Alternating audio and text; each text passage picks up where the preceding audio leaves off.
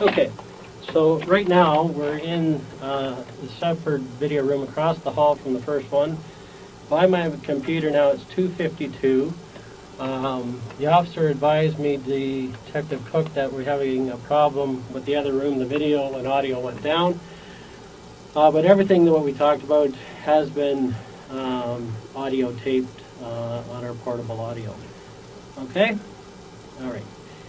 Now, just for a recap, we reviewed why that you're here today to discuss the home invasion that occurred at your residence at 238 Helen Avenue on the 8th of November, okay? And that in that incident, your mother was killed and your father was shot but survived, right?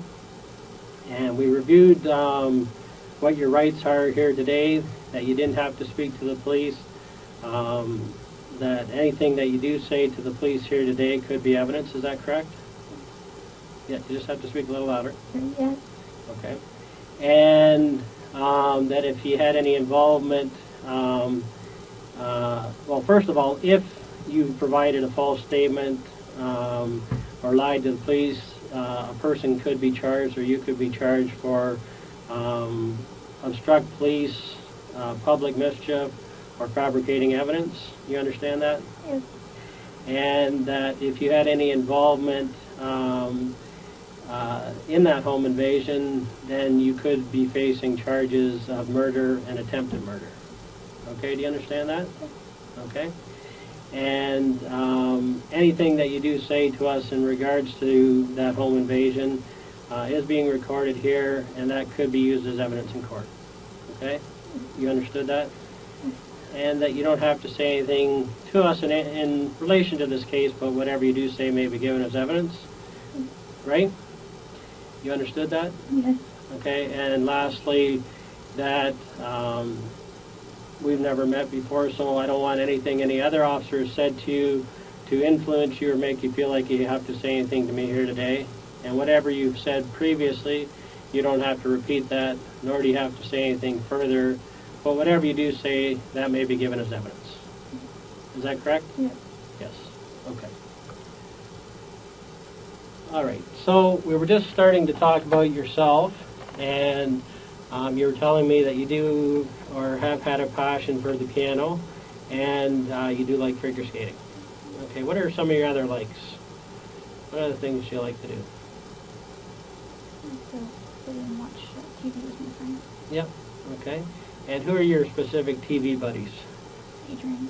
Okay. And his last name? Okay. And anyone else? People I talked to on the phone, but none that I watched. Okay. Now, do you have a particular best friend right now? Who would you say is your best friend? Best friend doesn't know me about that. No, who that you get along with, that you have a special relationship with, like a best friend. Who's the friend that you like the most, or that you get along with the best? Daniel. Daniel?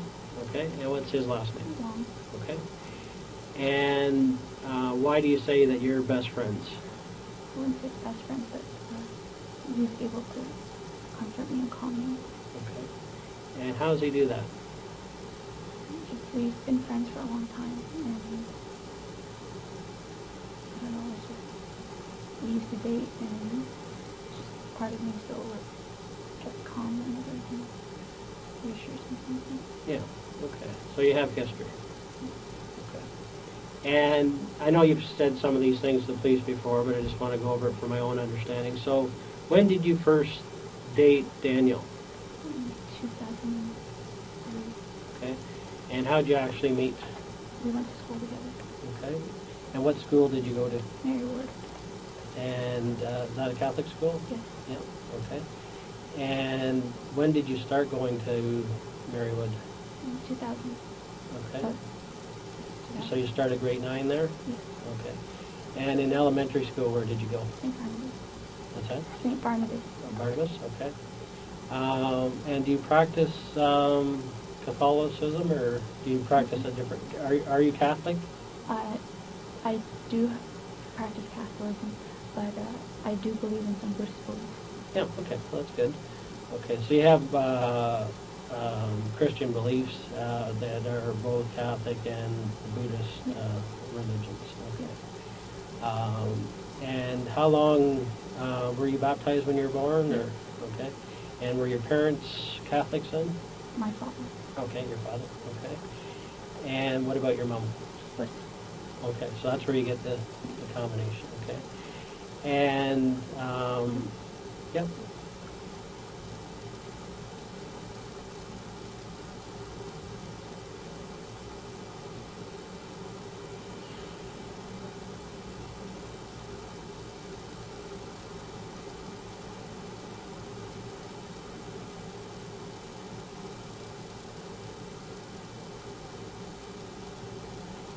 Okay. And growing up, did you guys go to church every Sunday, or how did that go? Not every Sunday, but we went for holidays and special occasions. Okay. And you also had religion in school, I guess. Okay. And did they go to church at school or not? In elementary school, I had a church next to my Yes. school. Okay. I had the same thing, so that's why I'm asking. Okay. And basically, we went every Friday morning to church because we were right beside it, right? So they had a special service for us. Okay. Now,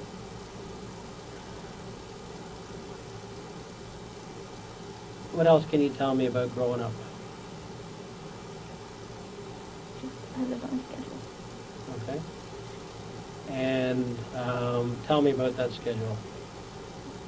Just school, state, piano, a little swimming, a little karate for a couple of years. So, it was a steady schedule. Okay. And how did you get into skating? To be honest, I think my parents just applied, Okay. and I just took with it. And how old were you when you started? 7 or 8, I think. Okay, so young. And how long did you stay in it? 16, I believe. Okay, so quite a long time. Okay. And what made you stop going? I tore my ACL a lot. Okay. So injuries. Okay. If you didn't get injured, would you still be doing it? I hope so. Yeah. Okay. So that's nice. And did you, as far as that, did you do like competition skating or? Yeah. Okay. Skating. And how did you do with that? I wasn't at the top of the pack, but just the middle average. Yeah, so that's good though. But you did actually enjoy it. It was more than just going for competition. You enjoyed actually doing it. I was petrified of the competition. Okay. All right. And where would be the farthest place you would go for a competition? Like, would you go outside of this area?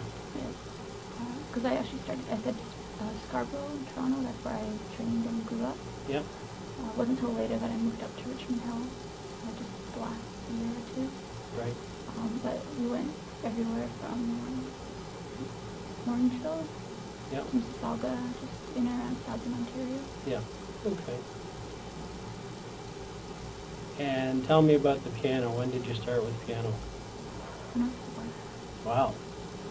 Okay. And you're still doing it, I understand. Okay. And I hear you actually teach. Yeah, I taught a bit, and Yeah. I'm still working towards that final qualification. Okay. And what do you have to do to get that final qualification? I have, I believe, another 3 exams. Okay. And are the exams practical, or are they practical and Practical and written. written? Okay. And like an exam, how long would that take to write? Writing exams take about 2 to 3 hours. Okay.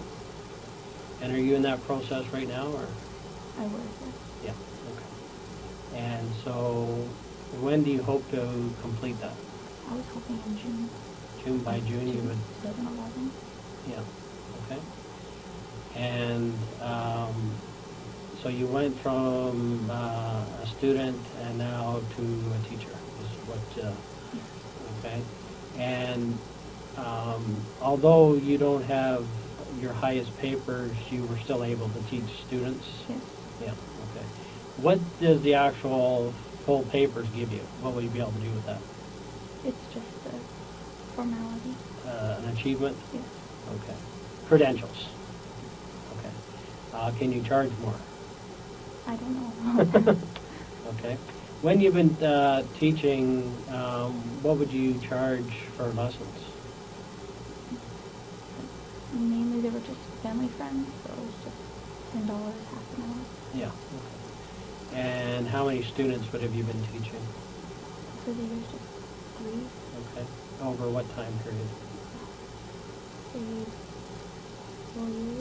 4 years. Okay. All right. And do you have any students right now? Or? No. Okay. And why not? The students I were teaching, they went to high school and lost interest. Okay. Yeah. Too big for piano. Yeah, I took it in grade school too, but I think I went to grade 7 in it. I think when I was in grade 7, I stopped taking it, but I still remember Swans on the Lake. I didn't know how to play that. That's about it. Now, I understand. What kind of jobs have you had? Serving jobs. Serving jobs? Okay. And when was your last one? Boston Pizza at Wood and Steel. Okay. And when's the last time you worked there? 2 years ago, I think. A year and a half, 2 years. Okay. And was that your last serving job? Okay. And previous to that? East Side Marriott. Okay. And what time period did you work there?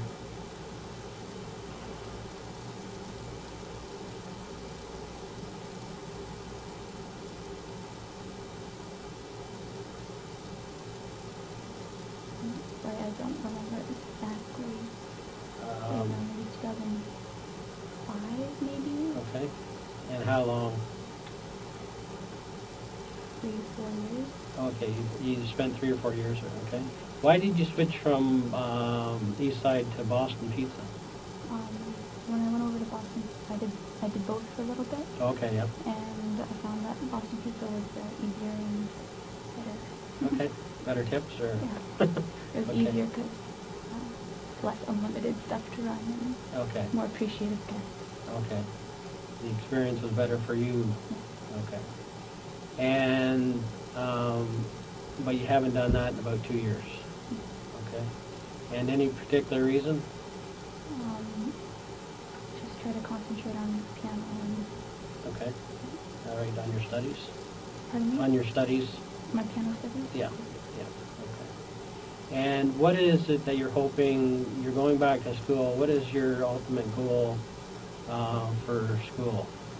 I want to finish this 3-year biotech course. Yep. And see how the field is after 3 years, because I know it's booming now, but I'm not sure how it's going to be in 3 years. Okay. And what job would you like to get from it? Like, what are some of the jobs that you would get with a degree in that? I haven't really looked much into it, Okay. to be honest. All right, all right. Now, if you could pick any job yourself, I'm not talking about anybody else, but if you could pick for yourself, what would it be? I want to be a piano teacher when I come home. But in the daytime, I'd like to have a simple, maybe like a lab technician job, just work 8 hours a day, and then come home and teach piano. Okay. And so why don't you do that? I actually did try to apply for pharmacy technician, but I wasn't eligible to enter. Okay. And any particular reason? Or? I probably just didn't have the needed credits for it. Okay. And high school credits, you mean, or? Yeah. Yeah. Okay. And have this other course you're on, you've been accepted? Yes. Yeah. Okay. Okay. And from that, I guess you could be a technician, though? I believe that if I get through the first year okay, I will be eligible to transfer to the technician courses. Okay. All right. Sounds good. Okay. Now, I understand that you mentioned a schedule, okay? Whose decision have you on a schedule? Well, it was more along the lines of where I was at my skating level Yep. and what times were needed to be at certain places. Yeah, okay. So, but basically you didn't have time for much other than school, skating, piano. That's a lot. Yeah, okay. Now, eventually you were discussing Daniel. What happened with that relationship? I hid it from my parents at first. They didn't agree with me having a boyfriend. Okay. And once they found out, they didn't like the fact that he was of mixed race. Okay. And they told me to stop seeing him. Okay. And how did that make you feel? That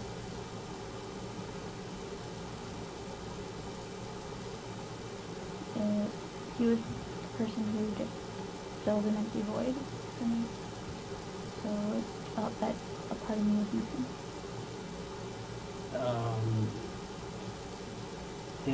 When did you feel the part was missing?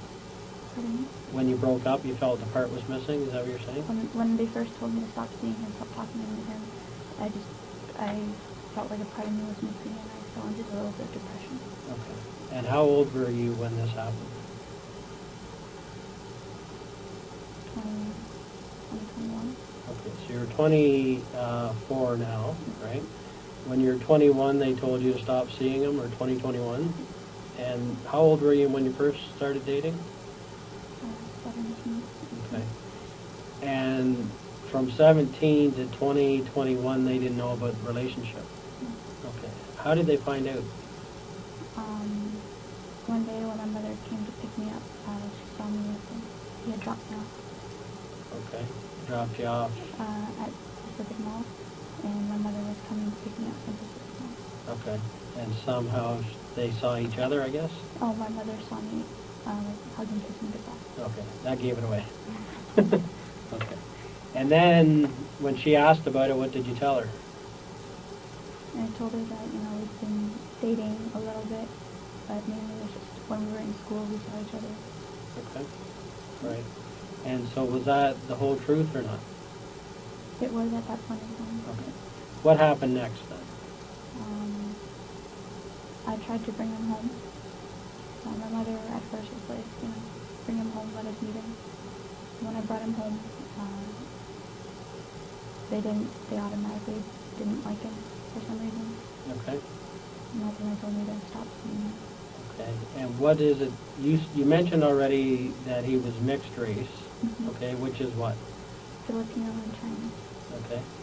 And your parents themselves, what races are they? Vietnamese and Chinese. Okay. What was the problem with Chinese and Filipino? They didn't see him as a Chinese person. Okay. They thought him as a Filipino person. Okay. And they associated Filipino people with bad people. Okay. So that was their personal belief or personal outlook on Filipinos, I guess. Mm-hmm. Okay. And, okay, so you were told to stop seeing him. So what happened then? At first I stopped for a while. But like I said, I just felt really empty and I felt depression, and Okay. I started talking to him again. Okay. And how would you get a chance to see him? Seeing him was really difficult. Okay. I would try to see him before a class here and there. Not much time, but sometimes I'd ask a friend of mine, Gary, who's a mutual friend of ours. Okay. He'd come and tell my parents that he was taking me up for dinner, and the three of us would go up to dinner together. Okay. So he'd pick you up at the house, Yeah. Gary? Yeah. And what race is he? He's white. He's a white guy? Yeah. Okay. And did they have a problem with white guys or? No. No. They didn't have a problem with you going to dinner with Gary? No. No. And they were just against this guy, Daniel. Yeah. Okay.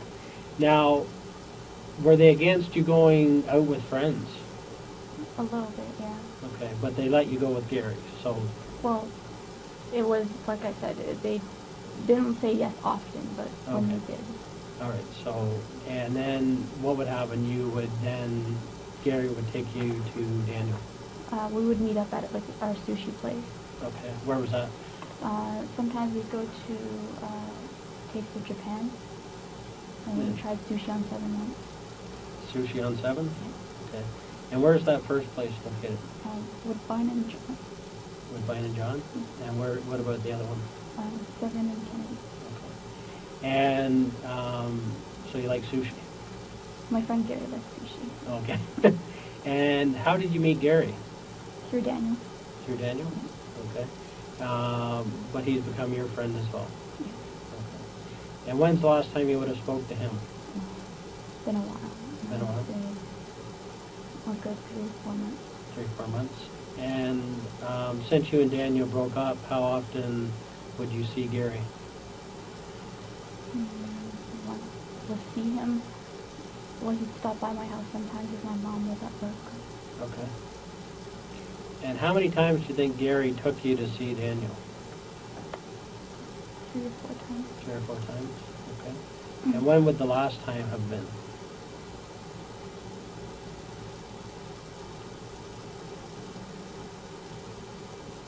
Sometime in the summer, I believe.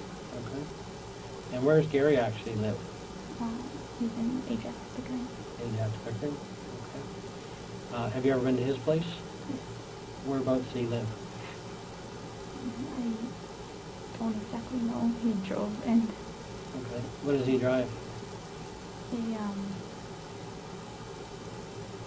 The navy blue car with really dark tinted windows. Okay. You don't know what kind of car? I believe it's an Impala. Impala. Okay. Now, how has Daniel taken it when your parents said that you couldn't see him anymore? How did he take it? He was hurt. Yeah. Okay. And how did you feel? Also hurt. Also hurt. Okay. Now, after high school, what did you do for schooling? I didn't. Okay. But I lied to my parents about Okay. that. So tell me about that. What happened there? What was their impression, and what were you doing in the meantime? They thought that I was going to school at Ryerson for the first couple of years, and then I said I'd transfer to UT. Okay. But I was actually working in the daytime. Okay. And where were you staying? At the first 3 years, I was coming back home every day. But my final year, I said that it was difficult. Yeah. And so I would stay at Daniel's place. Okay. So you actually lived together for a year? Well, it was his parents' place. Yeah. Okay. So where would you stay in that house then? They had a spare bedroom. Okay. But when his parents got more comfortable, they let me stay with him. Okay. All right. So you slept in the same room for a while? Yeah. Okay. All right. So is it fair to say that you had an intimate relationship? Yeah. Yeah. Okay. And of course your parents didn't know about that? No. Okay. And how long was the relationship intimate, would you say? You've been dating for 7 years almost, I guess. At what point did it become intimate? I'd say after high school sometime. Yeah, okay. And his parents were, I guess, more liberal than your parents? His parents, they loved me. Yeah, okay. And they recognized that you loved each other? And so they let you stay in the same... you moved up to his room, or how did that work? It's just next door. Okay. There were 2 rooms in the basement? No, and it's the main floor. On the main floor, okay. And where were the parents' rooms? Across the way. Okay. I'm guessing that sometimes you sneak into each other's rooms before they let you do it? No. No, you didn't? Okay. I'm just thinking what young people would do. Okay. But how long did you end up staying in the same room before you moved back home? Maybe 2 years. Yeah. Okay. So you lived there for 2 years then? like I still came home every weekend and stuff. Yeah. Yeah. Okay, but they thought you were where, on campus? At a friend's place. Okay. All right. And if they phoned you, they would just call your I cell? called them every morning. Okay. And every night. You cut it off. Okay.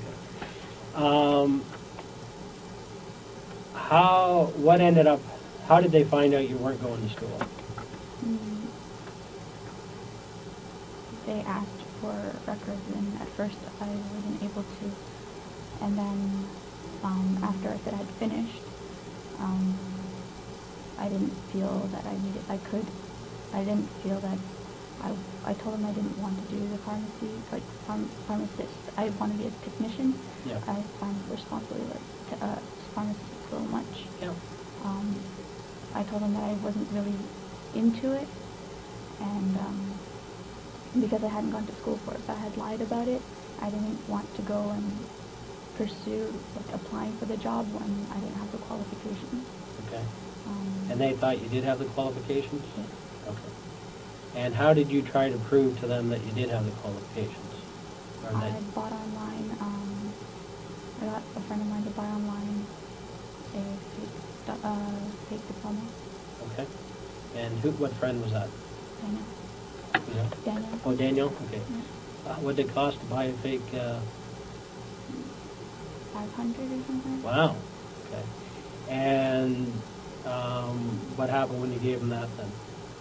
They stopped counting me for a bit until they realized I wasn't pursuing looking for the job hard enough. They're wondering what was going on. Okay. Then what was the next step? How did you end up back home, I guess? They called up my friend, who I said I was staying with, in the middle of the night, and she was groggy and forgot what day it was, and so she's like, "Isn't she home?" And I wasn't home. Okay. She messed up. I don't blame her, but No. Okay. And what was that friend's name? Topaz. Topaz. Okay. So she was your cover. Okay. And she basically got caught because they called her in the middle of the night. Okay. And so then, how did they approach you on that? They called me and they told me to come home immediately. Right now. Okay. And what happened? That's when they're like, "That's it. Like, you're staying home, and we're going out, and we're gonna get your life back on track." Okay. And what did you say to that plan?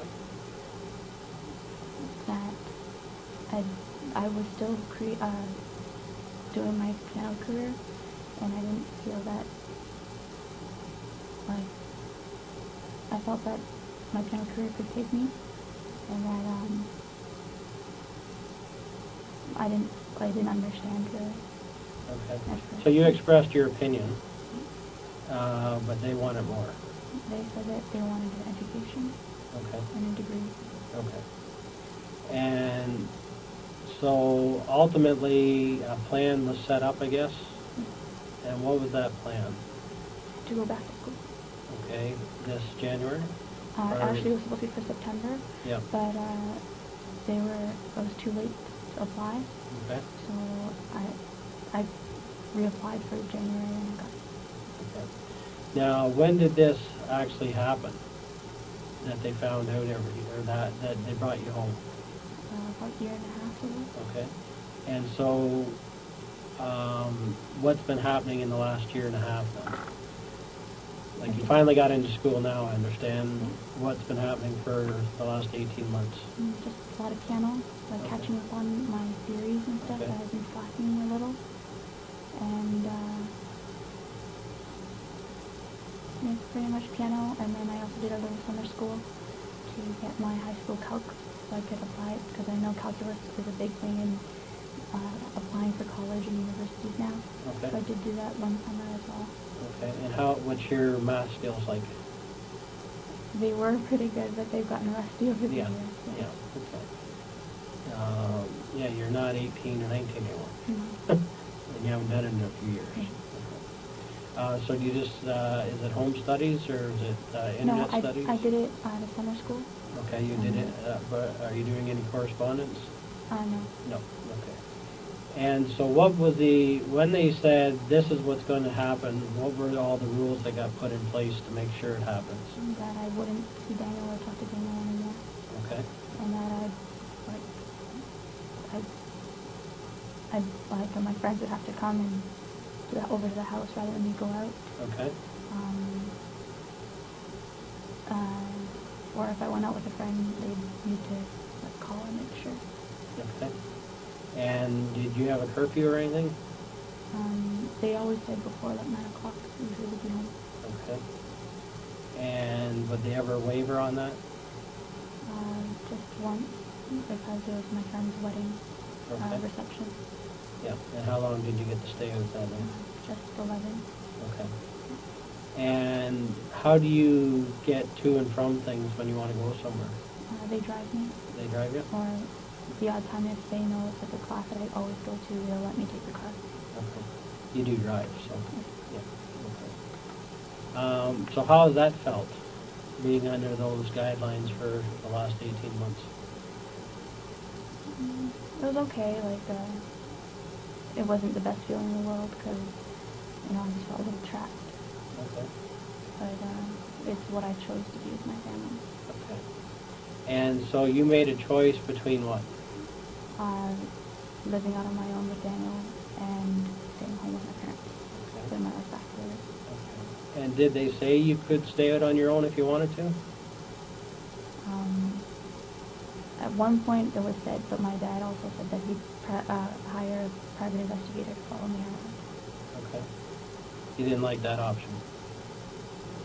It's not that, it's just I chose to be with my parents. That wasn't even, okay. He said it in argument, but yeah. I wasn't leaving. Okay. Did you feel you really had a choice or not? There was no choice because family always comes first. Okay. And where do you get that from? Where do you get that belief? Okay. So family's number one? Yes. Now, you said you were depressed. When were you depressed? What time period did that start?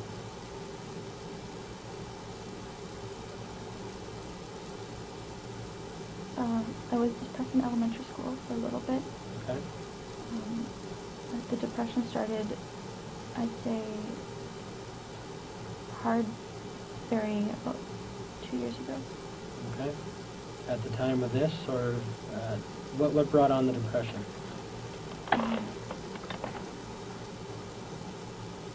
Just, I wasn't happy with any parts of my life. Okay, which included what?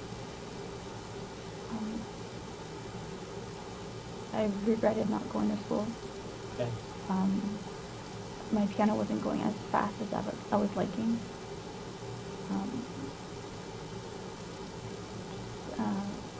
My friends were moving on with their lives, and it felt that I wasn't going anywhere. I was kind of being left behind. Okay. And that I didn't understand why that at 21 that I had to be home at 9 o'clock. I can see that. Okay. And what was the worst the depression got? I cut myself. Okay. And when did that happen?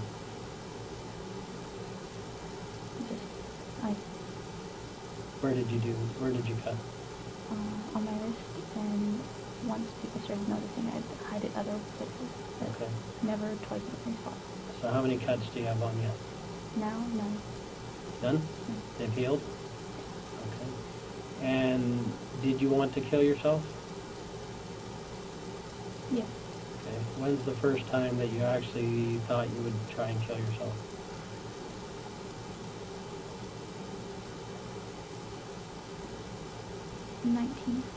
At 19? What was going on at that time that brought it on? My friends were in school and I wasn't. Okay.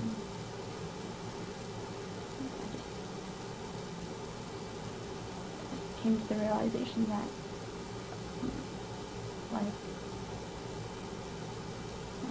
my family dynamic is very broad. So I just felt everything was crumbling around me, and I wasn't able to hold anything up for myself. Okay. And you really weren't able to tell your parents you weren't in school. Mm.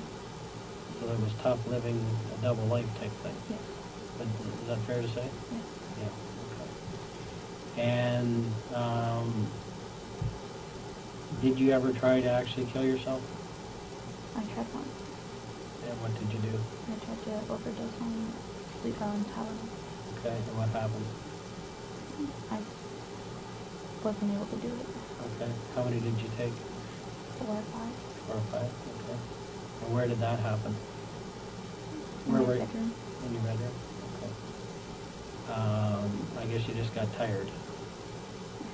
Yeah. You woke up the next day. Well, like I stopped myself. Oh, okay. You could have taken more, but you didn't. Okay. All right. When you were cutting, were you actually trying to kill yourself? No. No. What were you trying to do? Control one part of my life. Okay. And what did that do for you when you actually cut? I was able to feel physical pain, so I didn't have to think of other pains in my life. Okay. So it was a distractor. Okay. Did anybody know you were cutting? Not at first. Okay. Who was the first to find out?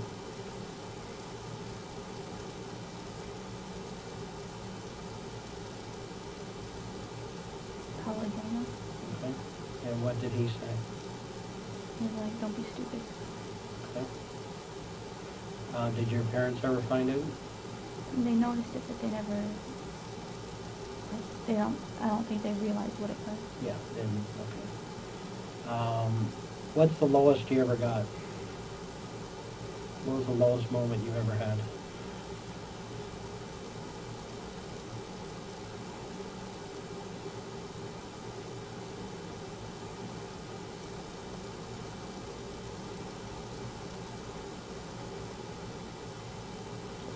Just my brother had moved out and not gone to school, and I was home alone and in the middle of arguments and feeling very alone.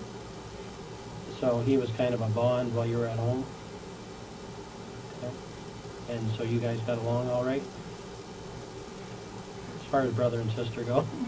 Well, we had our moments, Yeah. but there's just an unsaid bond. That we Yeah, had. which is nice. Okay.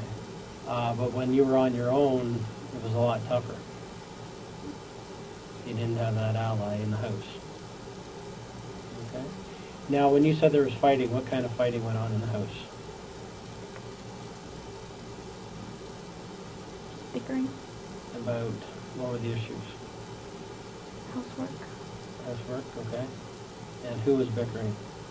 my parents, And who were they bickering at? each other. Each other. Okay. So there's some tension there. Okay.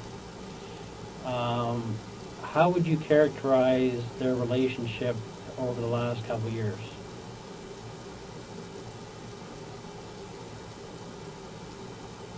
What do you mean by that? How has it been in the house for them as a couple? They put on a front, but there's not much of a relationship. Okay. And what do you think the problem is? What's the issue? What happened?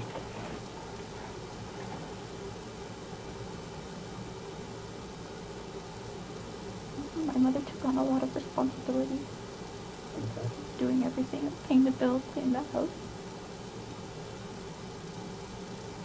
She was just fed up with doing it by herself. Okay. So she was depressed too, or not? I couldn't say. Okay.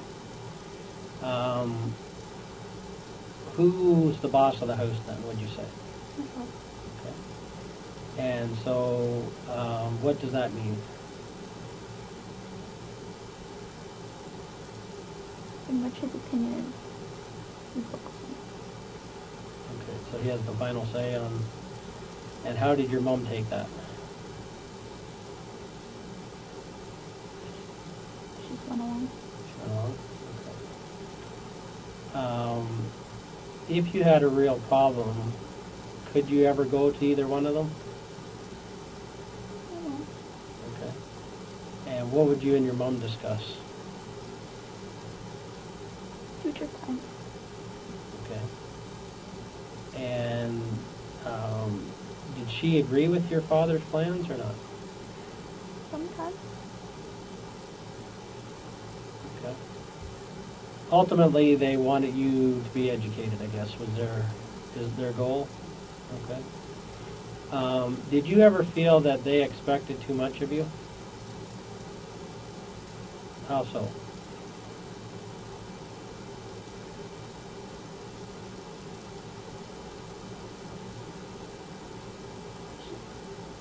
Comparisons to other people. Okay. So who would they compare you to? Like classmates, clubmates, cousins. Okay.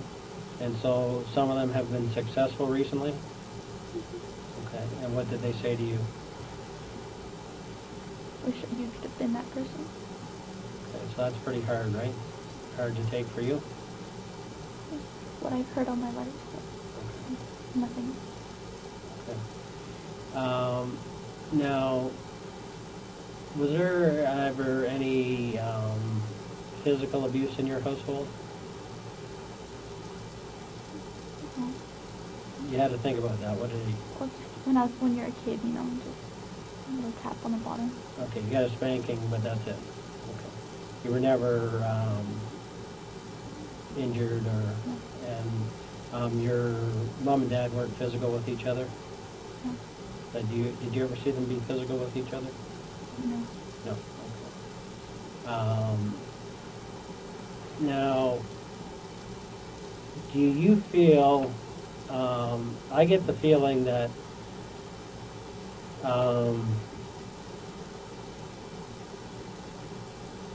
they think you could do any job there is. Is that true, or? I don't know. I guess my question for you is, did you ever feel like, I know you're smart and they believe you're very smart, but did you ever feel you weren't as smart as what they thought that you were? Yes. Okay, I get that feeling, Yes. that it's pretty tough to live up to their expectations. Okay, like your dad ultimately would like to see you be like a doctor, that type of thing. And maybe you can't do it, right? And I'm not saying you can't, but I get the feeling that those were pretty high standards for anybody. Not everybody can be a doctor, okay? But they may have acted like you could have done it no problem. Is that fair? I guess. Like, I don't want to say something that's not accurate, but I just get the feeling that their expectations were so high that few people would be able to reach that expectation. I'm not just talking about you, I'm talking about anybody. And it started at a young age. It didn't start just when you went to university. No. It's been an expectation that since you were a child that you would be successful, better than everybody else. Now, in that, when did your parents come to Canada? I don't know the exact year. Okay, but you were born here, No. and your brother was born here. Okay. And where did they actually meet? Do you know how they got Back- together? They met back home, but they just knew of each other back home. Okay, Back which in back Vietnam. home means Vietnam. Vietnam. Okay. And when, and did they grow up in the same neighborhood or same town or something? I guess town, maybe. Yeah. Okay. Area. All right. Okay. Okay. So eventually, how did they? What else did you do to pretend you were in school? What kind of things would you do to try and make it look like you got your grades, or? When they asked for something, I'd try to make a document for them. Okay. So what type of documents did you? Student loan Okay. and report cards. Okay. And how did you do them? Using Photoshop. Photoshop. Okay. And what did they say when they saw the report cards? Did they ever question it? Not at first. No. Okay. Up until, how did they actually figure it out? When I know they figured out you weren't living with your friend, do they still, at this point, even know that you don't have any university? Yes, my father knows Okay. When did he find out? that. After I told the police. Okay. So up until this event. They just thought that I didn't go to school this full time. Okay. But they still thought you had some credits. help. Okay. How did it feel having to lie to them all those years? It's really hard. Really hard. Like, I wanted to tell them, but it just, they always looked down in disappointment. Okay. I'm sure there were days when you actually planned that this is the day I'm going to tell them, and then you just couldn't spit it out. Okay. All right.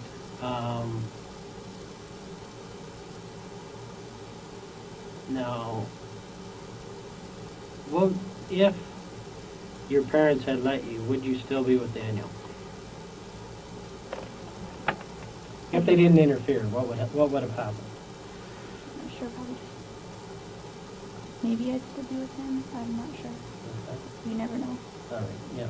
So we can't say because we don't know for sure. I can say we could be friends, but I don't know any more than that. Okay. And do you want more than that? I'm not sure I do right now. Okay. All right. Since the time you come home, have you wanted to? You still went and saw him, so obviously you were trying to keep something going. Yeah. Okay. At what point did he move on? Maybe February of last year. Okay. Of 2009 or February of 2010 of this year? Maybe 2010. 2010. Okay. And how did he move on?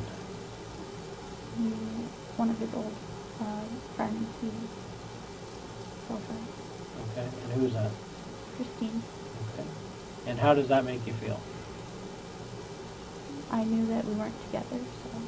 Okay. But it made me feel that I wasn't good enough to be waited. To wait, you mean? Okay. So what was your kind of plan then? Go back to school and... Get my degree, make something of my life with my parents, and then once I make my life, then see where we would go. Okay. So it was upsetting that he didn't wait till that played out. Yeah. Okay. Depressing for you. For me. Yeah. Okay. What about him? He still came back and said that, I love you, and if the circumstances were different, but it's not. Okay. Did you ever plan a future together? We discussed it, but Okay, like marriage? some days he'd say yes, some days he'd say no. Okay. So you brought it up? He'd bring it up sometimes. Okay. So ultimately, because you went out for so long, they could have ended up in marriage. Still could someday, I'm not saying. I'm not sure. Okay. All right.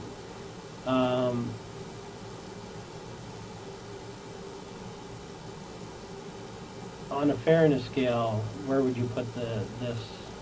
Did you feel it was a fair decision What do you mean? that at 24 you have to stay at home with a curfew of 9 o'clock? I knew I and messed nobody- up. I knew I messed up, and Okay. that I needed to put my life back in action. Okay. Do you think it had to be that strict, though? Well, considering my past, I thought it was a little strict, but I understood. Okay. Over the years, what other things have you had to hide from your parents?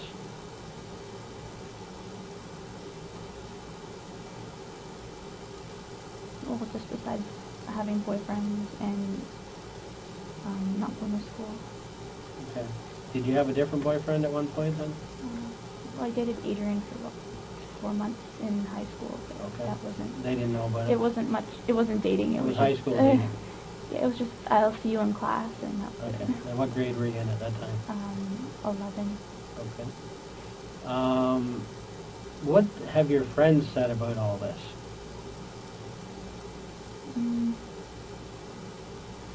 Well, they don't know about the whole school thing.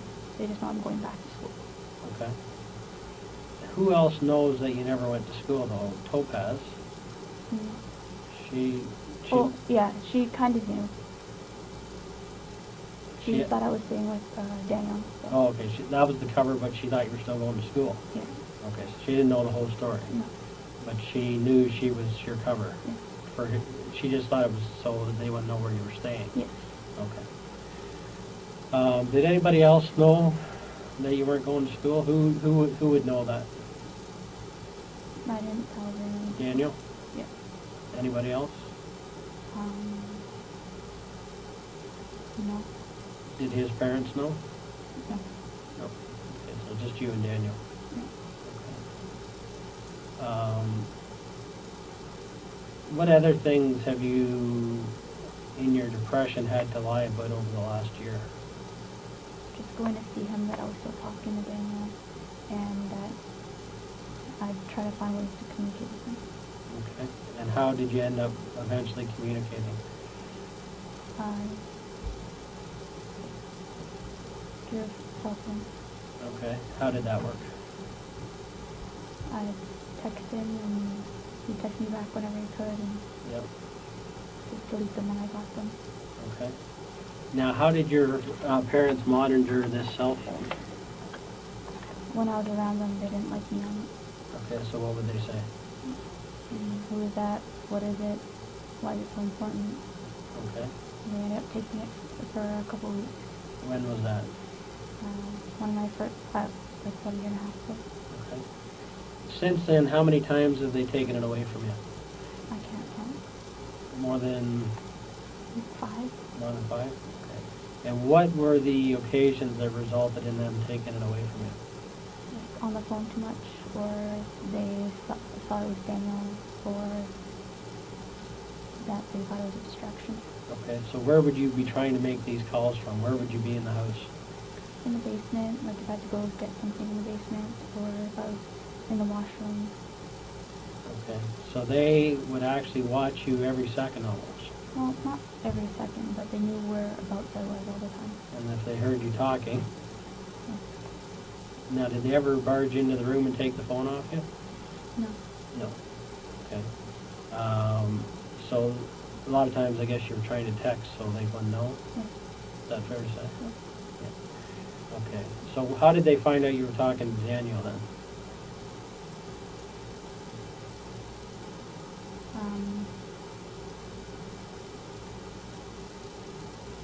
They just assumed that I still do, I guess. Okay. Was there an occasion where you said they checked the phone, or? Oh, I told you I deleted the call history and stuff like that. Okay. And did they ever find it before you got it deleted? No. No. Okay. Now, did they ever take the phone, but you had another phone? Yes. Okay, so how did that work? He got me another phone, and I just, whenever I wanted to talk to him, I plugged in a SIM card. But I kept the SIM card out of the phone in case they found the phone. Yeah. And that there would be no card in it to use. So did they know you had more than one phone? No. No. Okay. Now, how many phones did you end up having? Just the 2. And which were what? The bell line that he had, that Daniel bought for me. Yep. And then my own Rogers. Okay, so your Rogers line, what's the number on it again? 647-965-2118. And then the one he gave you? I don't remember it. I didn't give it out, so I don't remember. I'll remember like 519 was the middle 3 numbers. Okay. It's a Bell, Yeah. Bell number, and he gave it, so you can plug that SIM card into any phone and it'll work? Yeah. So you could even put it in your, is it a Samsung phone you had? Yes, it didn't work on my Samsung. It had to be an iPhone. Okay. And so where did you get the iPhone then? Daniel, Okay. he got it for me, and my brother, he has one. Okay.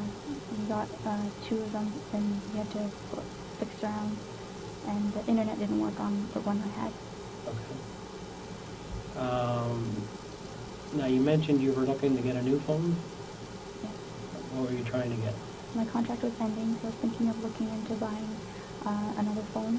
Fido plans are good, but I didn't like the Fido phone. Okay. So I was planning on, I got the SIM card. I didn't activate it yet because I wanted to wait for my Rogers plan to be over. And then I was going to go to Fido and then go to Pacific Mall and buy a phone that I liked. Okay. How much would a phone be? 800. 800? Like the new ones. What kind of phone were you hoping to get? iPhone 4. Oh, okay. Or the new BlackBerry.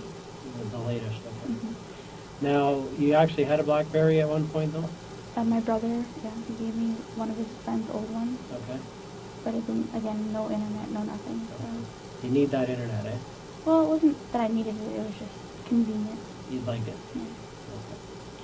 Now, did they ever take an iPhone off of you? Did they ever find it, or did they just always take your Samsung phone? Yeah, I'd always take my Samsung phone. So right now, you actually have a third chip, then, you're saying? Yeah, I just bought it, but I hadn't activated it yet or nothing. Okay, and that was with who? Fido. And what's the number for that one? There is none. I just bought the box. Oh, the box. Yeah. Okay, SIM card only. Yeah. Okay, and what kind of phone can it go into?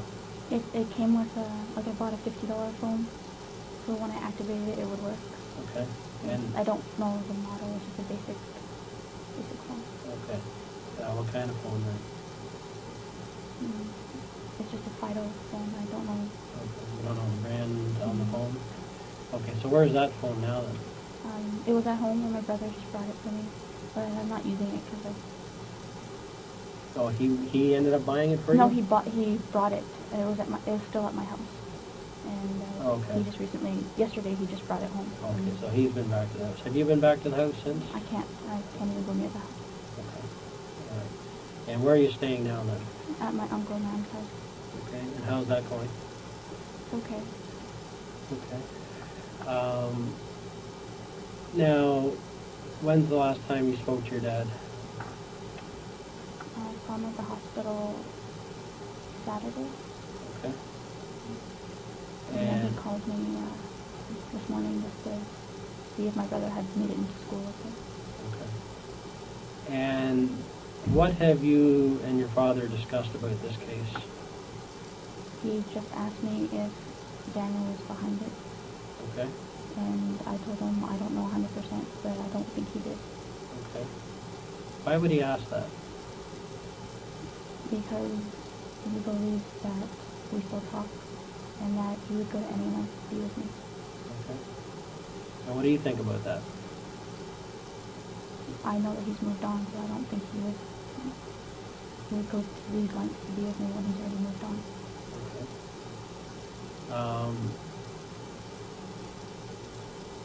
What else did you discuss about the case? About what happened that night? I haven't spoken to him about it. Nothing about what went on? Any details? No, all he said was that was it Daniel. Okay. And you told him you don't think so? I don't think so, but... Is it possible? I don't think he knows anyone. I don't think he did it, but I can't be 100% sure. So you can't say no. You can't say for sure not. Is that what you're saying? Has he told you that he did it? Who? Has Daniel told you that he's done it? No. Or had anything to do with it? No? No. Okay. Now, who else have you discussed the case with? Well, besides the officers and my social worker, I haven't spoken any details to anybody. Okay. What about relatives? My uncle did ask me if he confronted me about something about having a black friend, but I didn't know what he was talking about. Okay. Do you have any black friends? No, but when he said that the police officers had a photo of me talking with a friend, he's not really a friend, he was more a friend of mine's roommate. Okay. So I didn't, he's not a friend of mine, But yeah, I did meet up with him once or twice. Okay. Okay, and who is that? My friend Andrew, one of his old roommates. Okay. I only know him by Rick. Rick? Okay. And where did you meet him? The first time he met me near my piano school. Okay. Just said, we just met up, and my friend Andrew was like, he was on the phone, and I got up my friend. My friend was busy working in Mississauga, and they were having some rent problems. So they asked me if I could help them out with their rent. Okay, so what happened?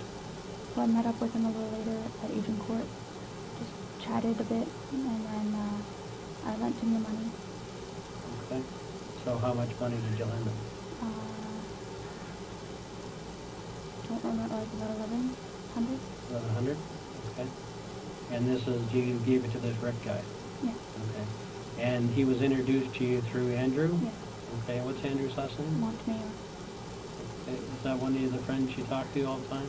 I don't talk to him a lot, but Okay. occasionally we go through like maybe a week or two of talking a lot, and then we drift apart for a couple months. And Okay. then How do you spell his last name? Montemayor? Montemayor, I forget. Okay. What's his phone number?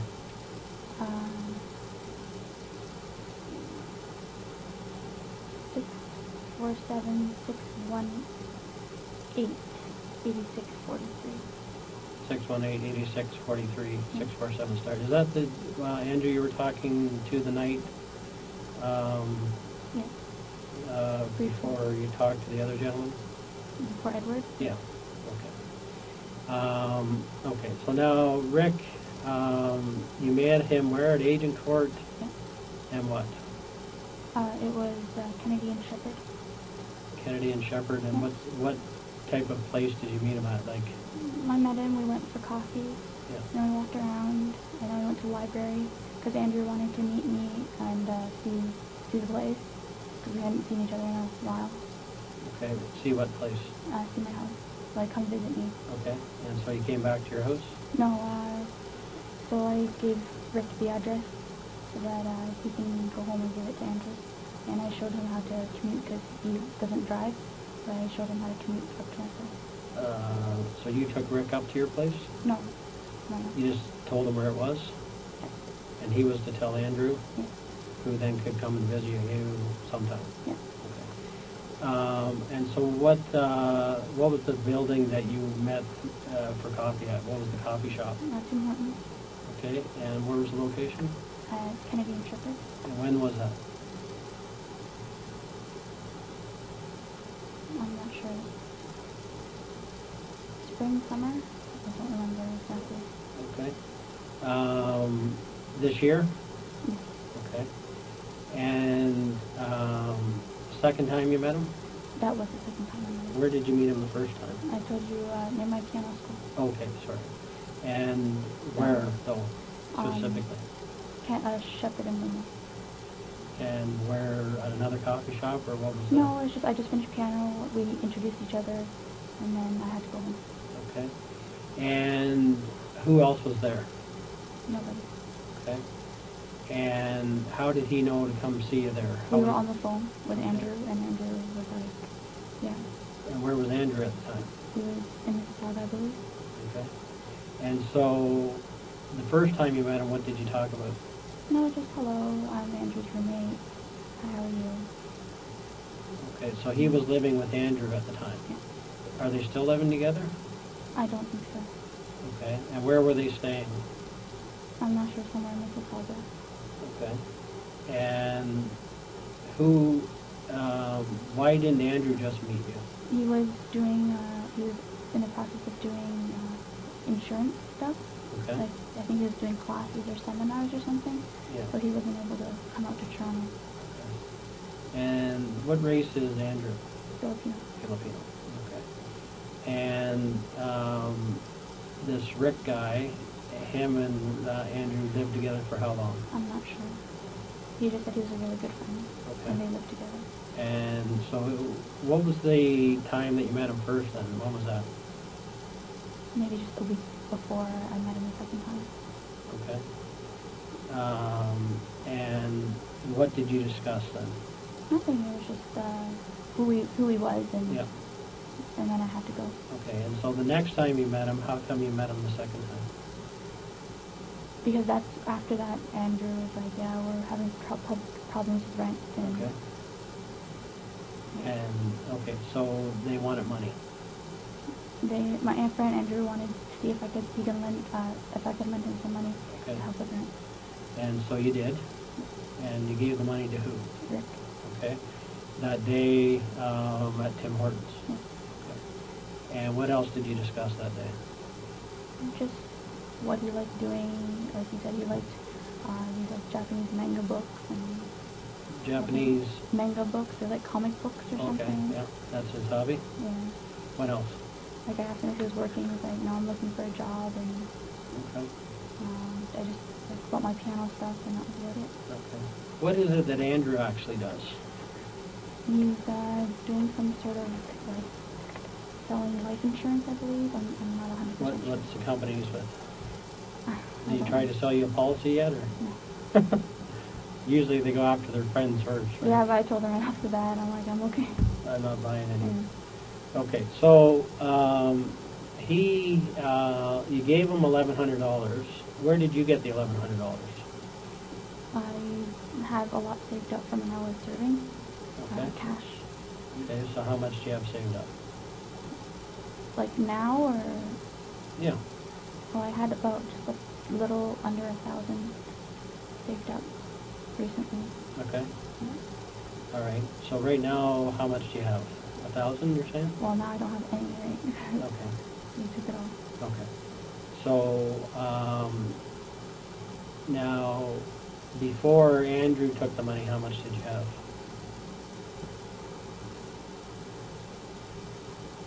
Maybe 3,000.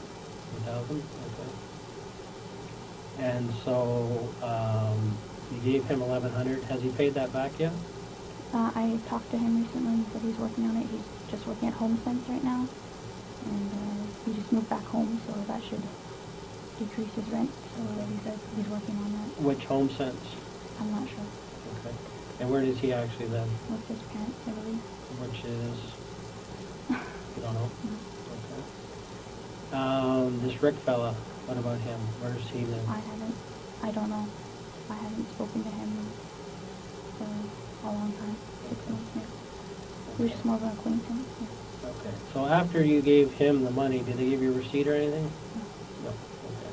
What was his promise to you about how he would pay you back? Well, Andrew said that he'd pay me back when he could. Okay. You didn't give any timelines? No. No. Okay. Okay. So, and after you talked or saw Rick, have you seen him since that day you gave him the money? Okay. Have you talked to him since? Maybe a week after, but no. Okay. And what did you talk a week after? No, just asked him how he was, if the rent was okay, and Yeah. what he was doing. He was like just watching some of his friends' kids or something. Okay. And where was their apartment? Somewhere in Mississauga. That's all you know. That's all I know. I guess they're not. Are you saying they're not there anymore? Yeah, I know my Andrew's moved back home. Okay. Okay. Do you know any other black guys? Not that are very, very close with me, no. Okay. Who would be that you aren't very close to you? Well, Daniel's best friend is black. Okay. And what's his name? Carlos Finch. Carlos Finch? Okay. And do you ever talk to him, or? No. How come you say they're best friends? They went to elementary school together, and they grew up together, almost Okay. neighbors. They still hang out? I believe so. I Okay. believe so. When's the last time you saw Carlos? Years. Years? Yeah. Okay. Does Daniel still hang out with them then, or? I believe so. When's the last time they would have been, you've seen them together? Oh, I've seen them together. Years. Does Daniel ever talk about them? Sometimes for birthdays and stuff. Okay. So like they went out for my birthday or his birthday or Oh, mutual Carlos friends' would be there? birthdays. Yeah. Okay. And so when your last birthday was, did you go out with Carlos? Was Carlos there? Oh, me? No. No. No, I meant like his birthday or Carlos's birthday. Okay. When Daniel's birthday comes around, do you make a point of seeing him? I try, but it doesn't always work out.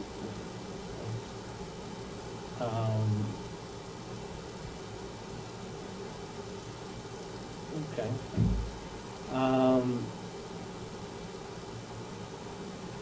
How many, personal black friend, you don't have one, or you do? No. How about Filipino friends? Edward's Filipino.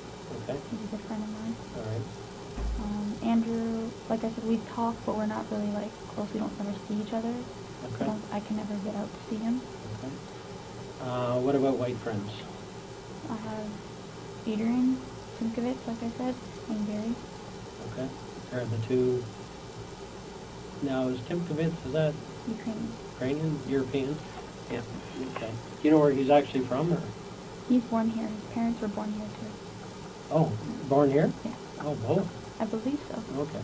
But his grandparents from Ukraine? I believe so. He's very into the Ukraine. Yeah. Culture? Yeah. Okay. Now, obviously we've spoken to a lot of people, right? Okay. One of your relatives said that you had mentioned that these guys liked you, that broke into the house.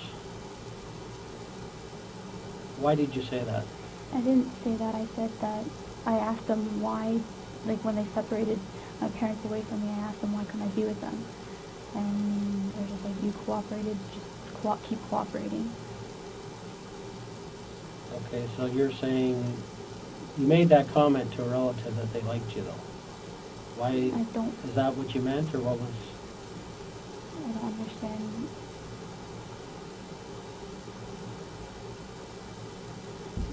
I don't really understand. Okay.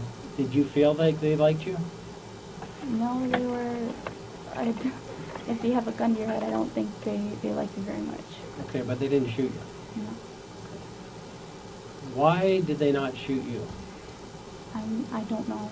When they took my parents away, I asked to go with them, and they're like, shut up. But you must have thought of this. You must be thinking... I still do, and I spoke to the therapist about it. Okay. And what have you come up with in your mind why? The only thing they could say was, they kept saying that, I cooperated and to shut up and cooperate. Keep cooperating. Did you feel like your parents didn't cooperate? I don't know. Okay. Is there something that they didn't cooperate with? They were trying. That's what I mean. So really they did cooperate, when you think about it. There was no money to be found. No. They told the truth. Dad said he had $60, right? So there wasn't anything that he wasn't cooperating with. I don't know. I'm just trying to say, you were there, I'm just trying to get a feel for, did you think he wasn't cooperating? No. I thought that everyone was cooperating. That's what they kept saying. No one will get hurt if we just cooperate. Okay. I'm trying to figure out where they didn't cooperate. Is there any time that you believe they didn't cooperate? I wasn't with them the entire time. I was only with them for a short period of time. Okay. But during that time that you were there, you were in the house, did you hear them not cooperating, I guess is the question. I didn't hear anything. They just kept asking where everything was, but Right. Did my your mom parents, couldn't remember. Okay. Did your parents lie to them? I don't know. That you can, from anything you heard, did they tell a lie? I don't know. Like, all I know, I don't know how much my father had. I didn't know how much. Okay. But they ultimately found your dad's wallet? I'm not sure. Okay. And your mom's purse? They couldn't find it after and then they took me away. Okay.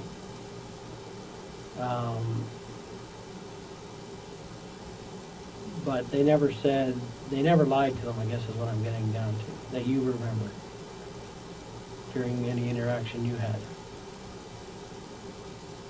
I don't understand it, no. No. Like, do you feel like they cooperated? Okay.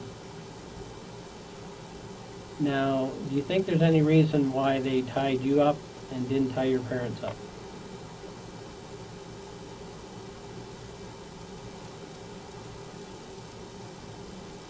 I don't know. Does that seem odd to you? Why does it seem odd? Because I was away, I was pretty much separated from them the whole time. And does it make sense that they would leave a witness behind? If they were going to kill somebody? Does that make sense? I guess Just thinking about it. Would it make sense for somebody that was going to kill somebody to leave a witness behind that could describe them? Does that make common sense for killers? It's not. What do you think? Mm-hmm. Do you think that was a mistake they made then? I don't know. They kept saying that they're running out of time, and it just. It doesn't take a long time to kill someone, though, does it? I know. I don't know. No. Okay. When you say they kept saying, who kept saying? Perpetrators. Okay. Which ones, though? One of them, he kept telling me that, it's taking too long. Okay. All right. How long did this thing last in your mind? I know you didn't have a watch on, but... Or I guess you did have a watch on, didn't you? No, I didn't. Did you look at the time at all? Did you look at the time on your cell phone at all? Just estimating how long it went on, how in your mind, because you were there, how long would you think it lasted?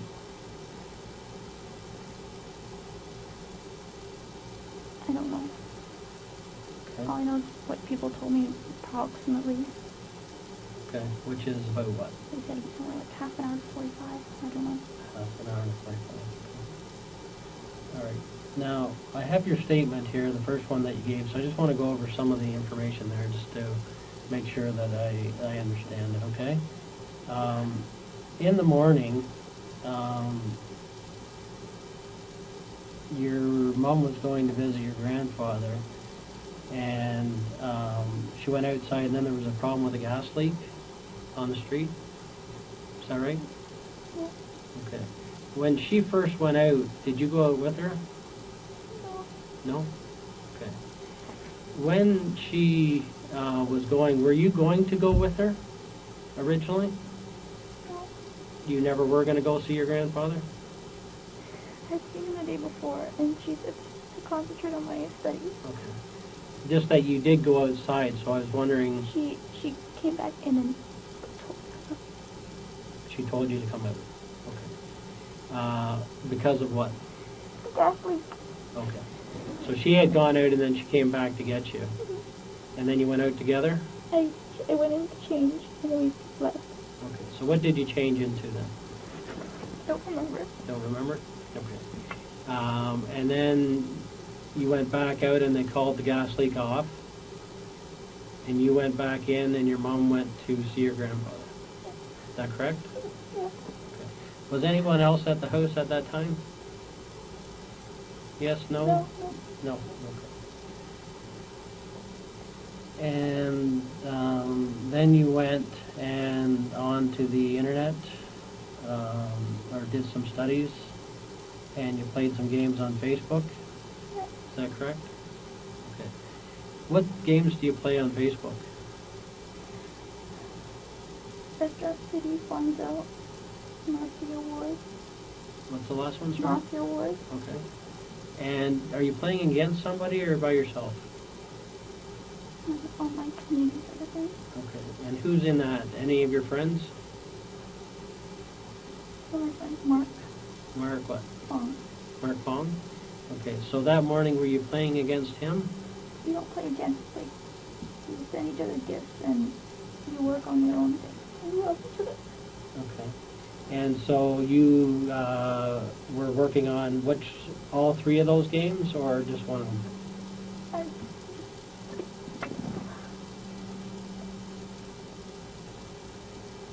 don't know all of them, a little bit of this, a little bit of that. Okay. And when you go on, how do you get a hold of him to know? Do you have to phone him ahead of time and say, let's go online, or what do you do? Like, you do your own thing, and then, you know, if you're online and the other person's online, you can just message them, hey, can you send me this gift or that gift? Okay. And so is that what you did that day? You were in communication with him? I think, I don't remember anymore. Okay. All right. Okay. Then you played some piano. How long would you play piano for?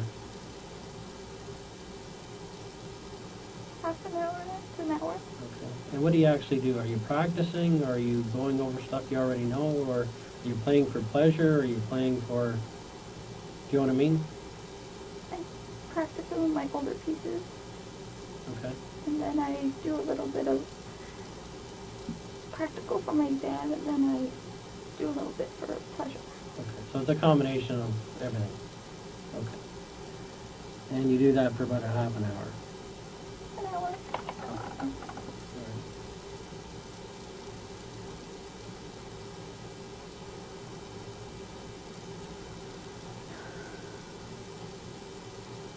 Okay, so you go through the day, and eventually your mom comes back around 3:30.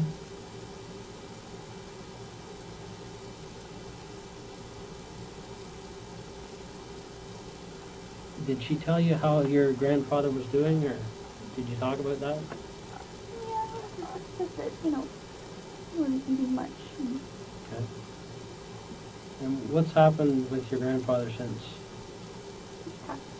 Okay, and when did that happen? The day after. Wow, eh? Sorry to hear that. And were you guys close, or what was your relationship like with him?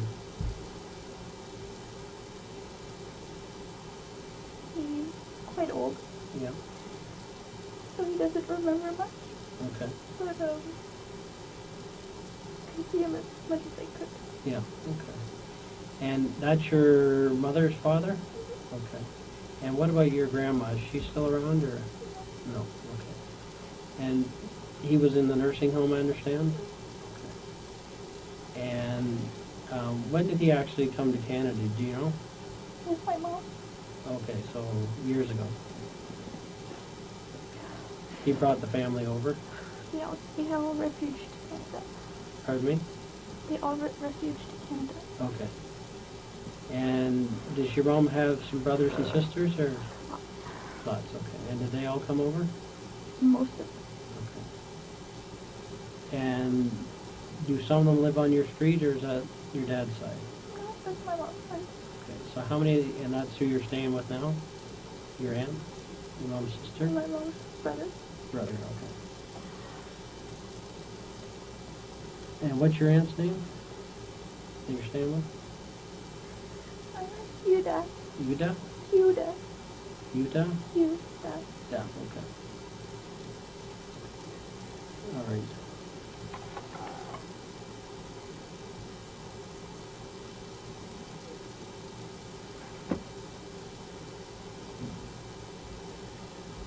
Okay, so Adrian came over. Is that right? Okay. And anything, you watched some shows. Did you talk about anything? No. Like when you watch your shows, do you have talk about them after, or how's the evening going with him? We just watch, and then what's next? If there's a joke, we laugh. And Okay. And what were you watching that night? always on the Gossip Girl, but I'm pretty sure there was another show that I don't remember which one. And how many shows did you actually watch? I'm not sure. Maybe 3, 4, 2. Okay. Yeah. And are those shows a half hour or an hour long? Some are an hour, some are half. Okay. And so the whole time he was there, did you watch TV, or did you have some conversation, or Mainly TV conversation. what's that? Just talked about. TV conversation. What else did you talk about though? The TV. That's it? Never talked about anything else? Okay. When you watch TV, do you eat? I offered him, but no. No, you had already eaten. We ate dinner. I ate dinner. He didn't want anything? No. Okay. And from your place, how far away does he actually live? 15, 20. Okay. And whereabout does he live? Brimley and Okay. And the address there? 15 Leeswood. 15 Leeswood? Now, do you ever do TV night at his place? Mm-hmm. And obviously, what do your parents think of him? They like him. Why do they like him? Because his mom and parents are good people. Okay. And do the parents know each other? They know of each other. Okay. Like, do they go to the same church or anything like that, or same social events or anything? No? Okay. But they know they come from a good family. Okay. Now, you went up to, once he left, what did you do after he left?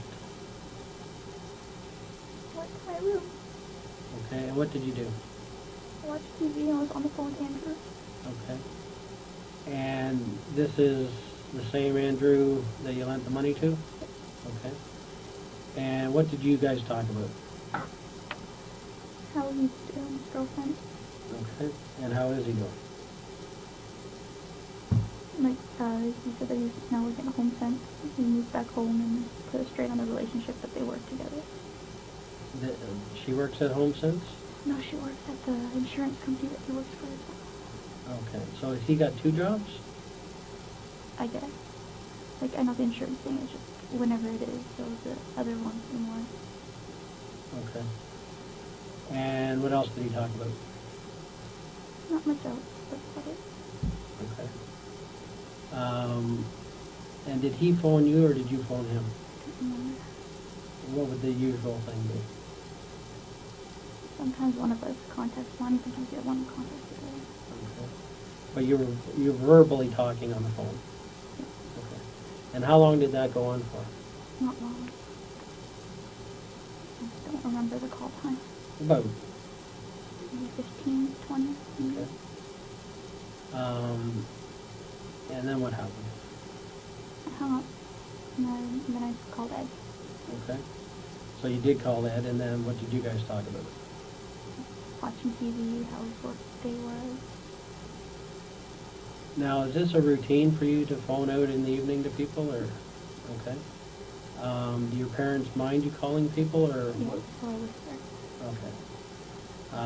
So it's not just Daniel they don't want you talking to, it's they don't want you on the phone at all, or? Yeah, not late night.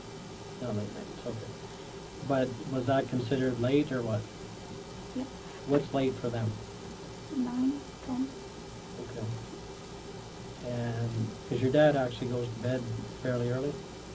I think so. I don't remember when he actually. No, in general? Yeah. Okay. Because he works early. And, yeah, what time does he get up in the morning usually? 5. Okay.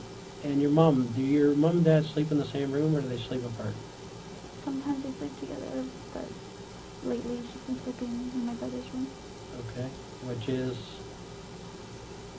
Across the way. Okay. All right. So the one across from your room. Okay. How long has she been doing that for?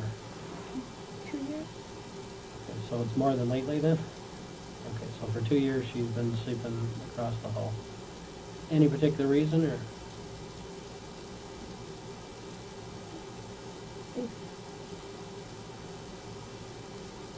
They just haven't been really getting along. Okay. Now, what's her normal turn-in time? It depends. But normally like midnight. Okay, so she stays up later than everybody. Or maybe you stay up late too, I don't know. What's your usual turn-in time? Like turn in around 9. Okay. Turn in. You go to your room, but Yeah. how long do you usually stay up watching TV and trying to talk on the phone? Sometimes till 2 in the morning. Okay, so it can get obsessive. Okay. So is your dad a sound sleeper then? Sometimes, yeah. Because he's upstairs during those times, but your mom's, does she, when she stays up to midnight, what does she do? Watches Chinese television. Okay. Soaks her feet. And where does she do that from? Living room. Okay. How does it make you feel that they don't get along very well?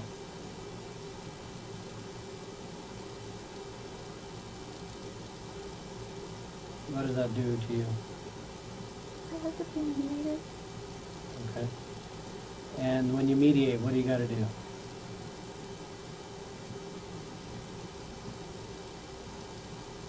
common ground. Okay. And what's kind of the common ground that you usually go to? Get my life back in order.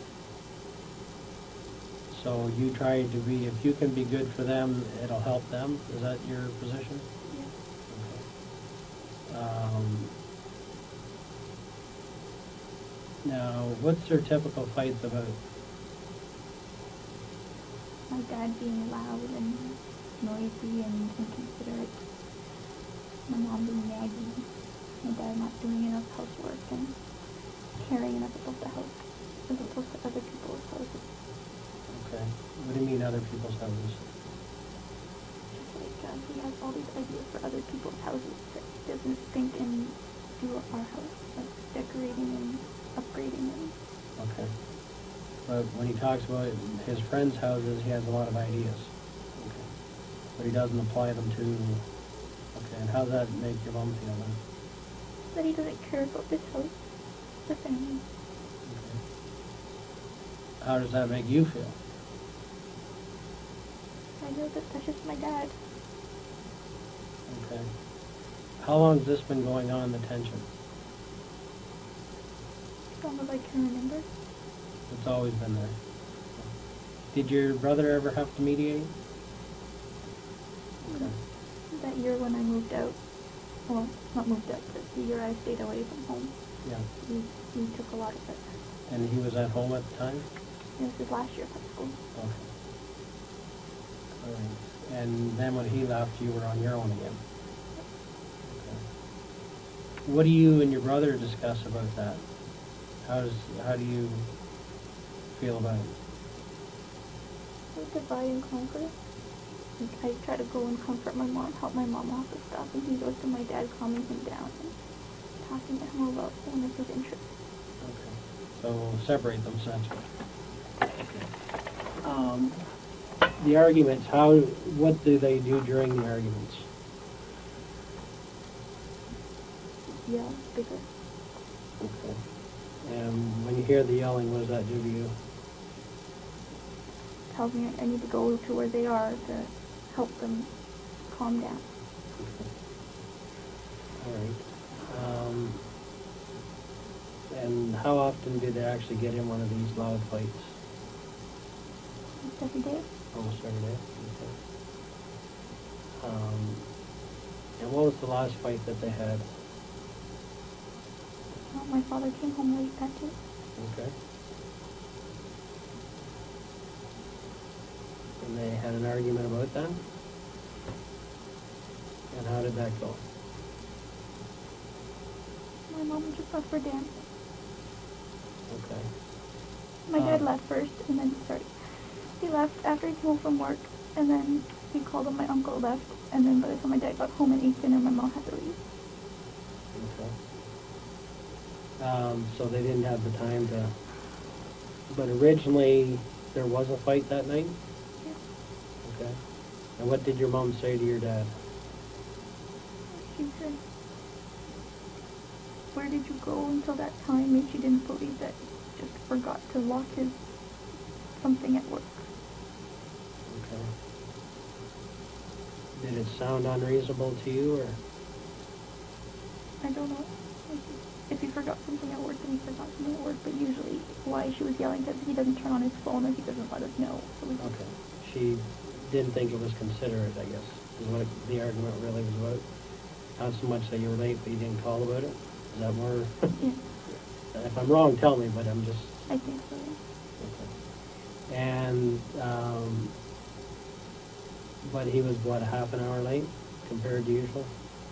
40 minutes, yeah. 40 minutes, okay. What did she think he was doing in those 40 minutes? She never said. Did she believe that his story or not? She didn't really say. Okay. Now, was she more upset that he was late or that he just didn't call? He has a phone and he never uses it. Okay. The supper, is it usually made for a certain time every night? Which is what time? 5:30. So he'd have been home in time for that, though? Yeah. Okay. All right. Now, when you went up to your room to get ready for bed, what does that entail? Brush my teeth, put on my room. Okay. And what do you wear to bed? Comfortable clothes. Okay. Do you wear pajamas? Sometimes, not all the time. Okay. What would make you wear them, or what would make you not wear them? Laundry, or how lazy I am, or how comfortable my regular clothes are. Okay. Did you actually change your clothes that night? I put on a sweater because it was cold. Okay.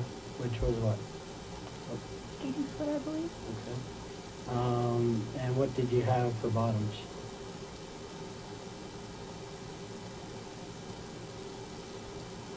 I think my pair of black pants. Okay. And so did you actually change in out of them, or how long had you had those on? I don't remember. I'm sorry, I don't remember. When would have you put them on that day? Maybe in the morning, when my mom asked me to go with her. Okay. I think. I don't remember. Underneath the skating shirt, what did you have on? I don't think I had anything on underneath.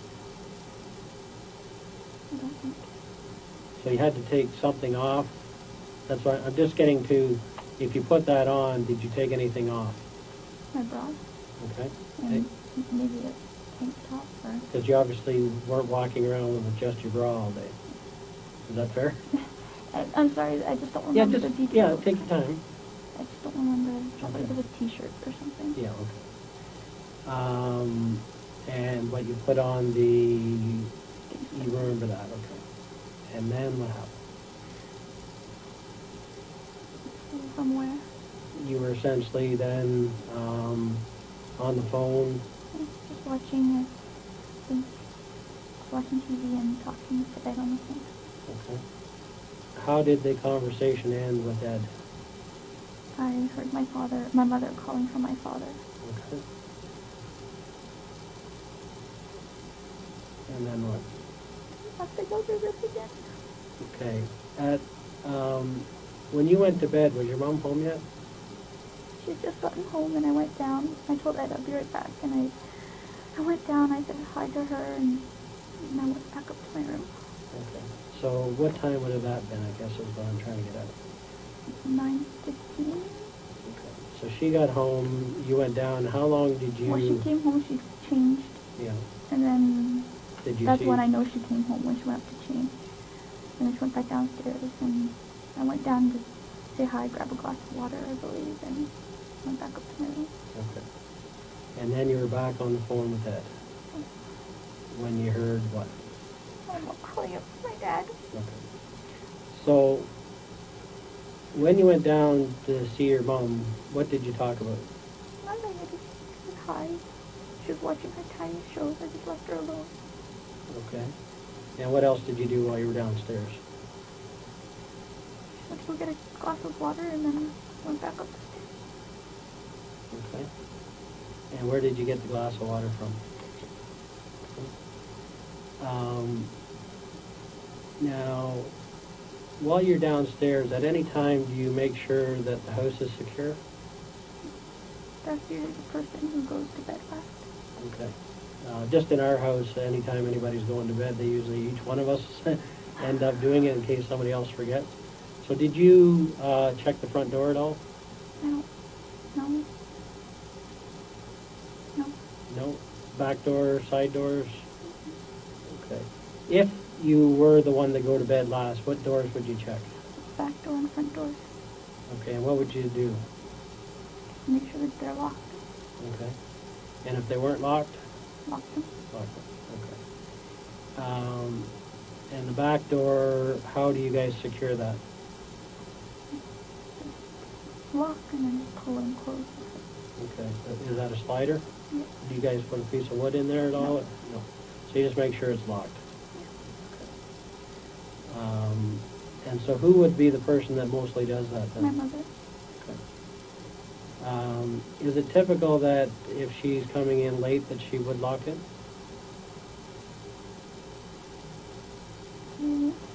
You know, meaning if it's already dark outside, would she lock the door as soon as she comes in? You know, as opposed to being in the middle of the day and you just... I think I'm pretty sure. I don't. I'm not 100% sure. Like, let's just say you came in and it was already dark outside. Mm-hmm. What would you do? Well, I'd lock the door behind me. Yeah. Because you don't intend on going out again. It's just common practice. Okay. All right.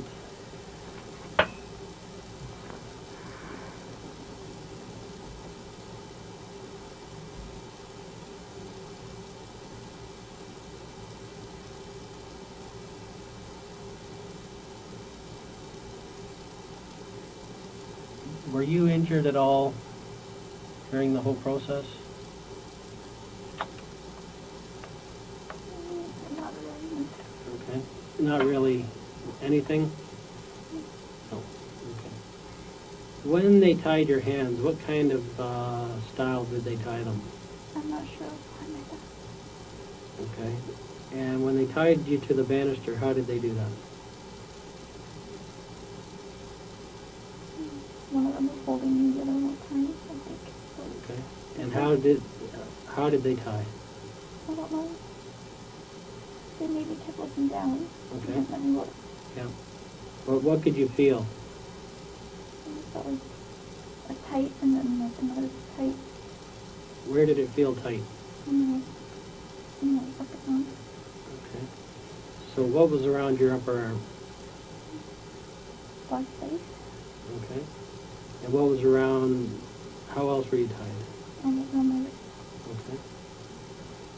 And were your wrists tied to the banister? No. How do you know? Because they tied my wrist first and then they tied my arm to the banister. Okay. Now, you mentioned on the tape that you were getting loose. What did you mean by that? My upper arm was falling. The string was falling. Okay, where did it fall to? It's short distance, an inch. Okay, and how did you get it to do that? I don't remember. I was just wiggling and trying to get it. Okay. And where did that string end up when the police got there? They cut it up. Okay. What's that? I don't want to go through this. Okay. Well, these details are important because it shows us what they did, right? And we need to get that. The one thing I do want to go over is the description of the gentleman that you said you called him number one. Can you tell me that again?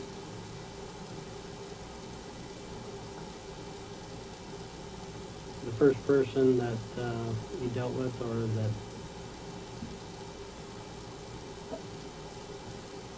Can you help me with that?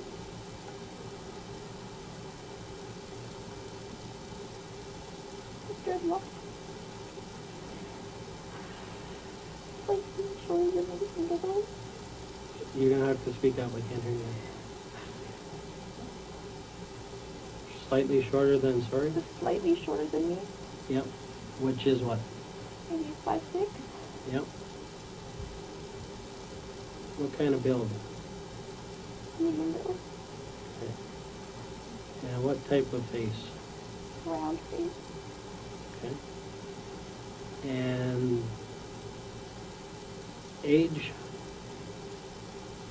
Late 20s, early 30s. Okay. And then there was another gentleman that you called number two previously. How would you describe him? Blonder. He didn't. With a hoodie on, and he had his face covered. Okay. Was his face covered the whole time?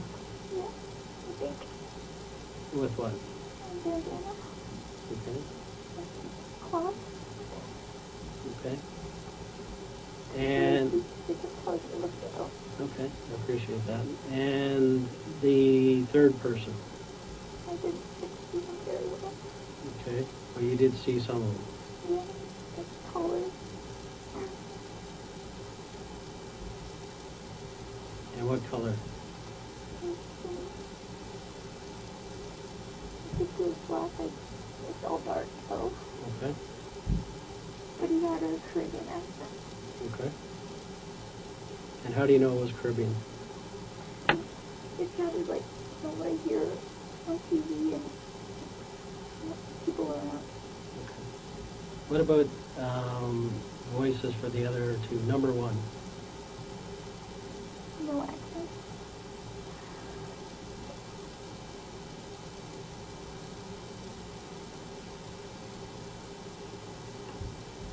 And what about neither of them had an accent, or? Number two didn't speak very much, so I'm not sure. When he did speak? There was one syllable. Okay, and what were those syllables? Okay. Okay? Yeah. And what else did you hear from him? I don't remember. Okay. All right. Do you need anything to drink at all?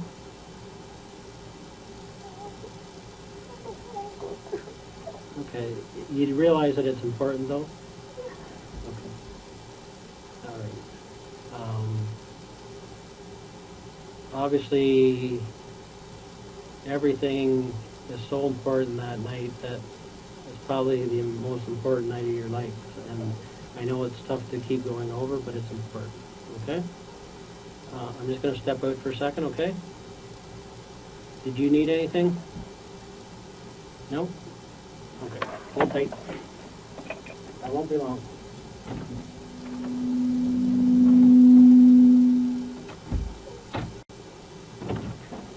Okay, sorry about that. All right.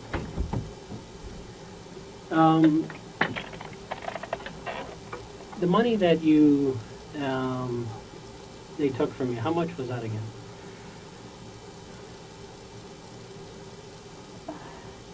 2,000 of mine, and I don't, U.S., I believe. I heard my mom say it was like maybe 1,100, but I don't know. Okay, so of your own 2,000. Okay, and what kind of denominations was that? There's a 50, 20. Okay, and if you had it in a stack, how big would that stack be?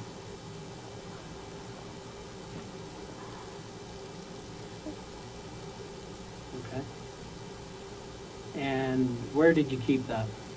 And in my night table underneath the TV. Okay, and how long had you kept it there?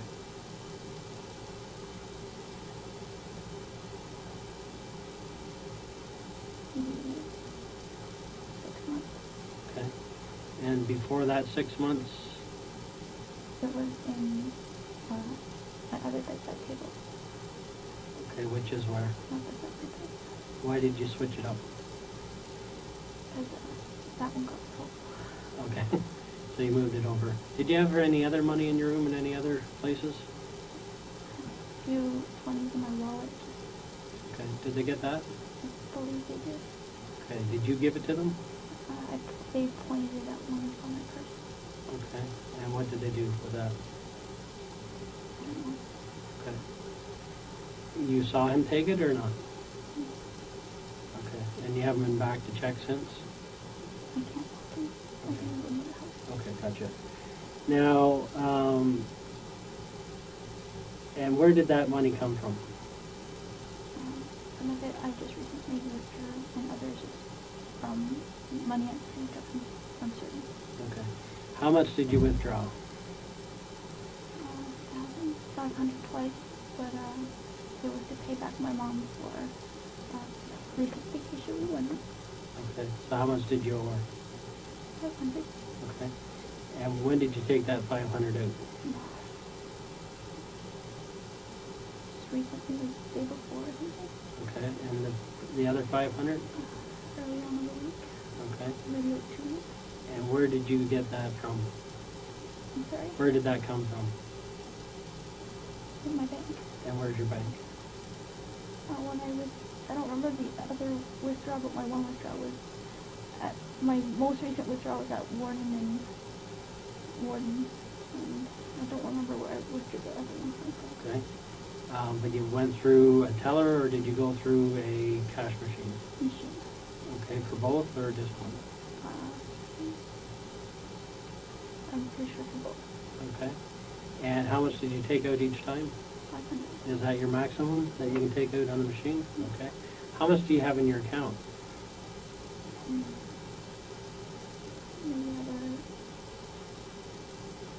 over 1,000. Okay. And where did that come from? My mom. Your mom? And when did she give it to you? She gives me these checks. Okay. She works and she puts it under my name. She works where? I don't know what that's like. It's like this packaging company. Okay. And that's on the side, or? Yeah. Okay. And she puts it in your name, and do you have to give her the money back then? Yeah. Okay. She keeps a tab, and Okay. every time I withdraw, I give it to her. Okay. And how come you hadn't withdrawn, or how come you hadn't given it to her yet? She hadn't asked for it yet. She's like, just give it a few days, and then... But she knew you withdrew it? No, she's like, I will be withdrawing it. Okay. So I She didn't know you already took it out. So why would you not just give it to her then? Why would you withdraw it and not give it to her? I don't know. It's just, I'd only give it to her because she forgets to write it in her book. Okay. All right. So how often does she give you she has a check made out to you? Do you put the deposit in, or? Yeah. Okay. How often does she make a deposit in your account? Once a week. Okay. For 500, or No, what's the amount? Random amounts, like 200, 300. Okay. And they come from a packaging company? And where's that? Report in 14th area. And does she report there every day, or? No, just whenever they need to, they'll call her in. Okay. All right. Okay. Now, the reason why I'm here today, okay, is that I'm an expert, okay, in what we call truth verification. Okay, I'm not a homicide detective, okay, although I work on a lot of homicides. Okay, so my job in any case, and anybody that's a witness in this case, I have to speak to, okay, after they've been interviewed originally by anybody else.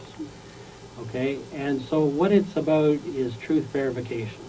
Okay, so basically all my studies come into interviewing and detecting deception, determine if somebody's telling the police the truth. Okay, because every investigation that we run that's a homicide, we run a parallel investigation. Okay, and when I talk about a parallel investigation, what I mean by that is obviously the detectives that are assigned to the case, okay, are trying to determine who's responsible for the home invasion, who's responsible for what happened there. Okay, that's their job. Okay, my job is to determine whether everything somebody has told us as a witness or as a reporting party is actually the truth. Okay. Now, in my experience as a police officer, no matter what the case is, okay, for some reason or another, people make mistakes in that they don't always tell the truth, okay? They may tell some of the truth, but they don't always tell all of the truth. Do you know what I mean? Okay? And I know in your life you've already had occasions where you're well aware what half-truths mean, right? What do they mean? You don't believe. Yeah. So when we're talking about truth, we're not just talking about a person saying something that's not true, right? That's one way of not telling the truth, simply by making something up, right? Do you agree? Okay. But also withholding information is not telling the truth, okay? It's purposeful deception, really, right? Okay. They're leaving stuff out that may assist the investigation, okay, that may lead to the people that are responsible from being caught, right? And that's where we talked earlier about, so some people obstruct the investigation, okay, because they provide facts that are totally not true, okay? Other things they tell about the case obviously did happen. So what we talk about is a combination of people telling things that are totally not true, leaving information out would be two ways that people haven't been truthful. Okay. So how do I make my conclusions? Okay. So some of the ways is, obviously, I count on my experience, right?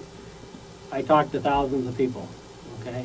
And I basically know when somebody's not being straightforward with me, okay? I can tell by the language they use, how they answer the questions, their body language, how they treat the question, that something's wrong here, okay? This doesn't make sense, okay? The other thing is an understanding of what common sense is, okay? Could this have happened that way? By what the person's telling me, could have it even happened like that, okay? Is it realistic? Is it plausible, okay? So basically we're trained in statement analysis, okay? So what I did with your statement is I wrote it all out, every word that you said, okay? Just like everybody else that gave a statement. Every noun, pronoun, verb, everything, okay? And people are trained to speak in a certain language, okay? And when they are not being truthful, that shows up in their language. They don't even know they're doing it, okay?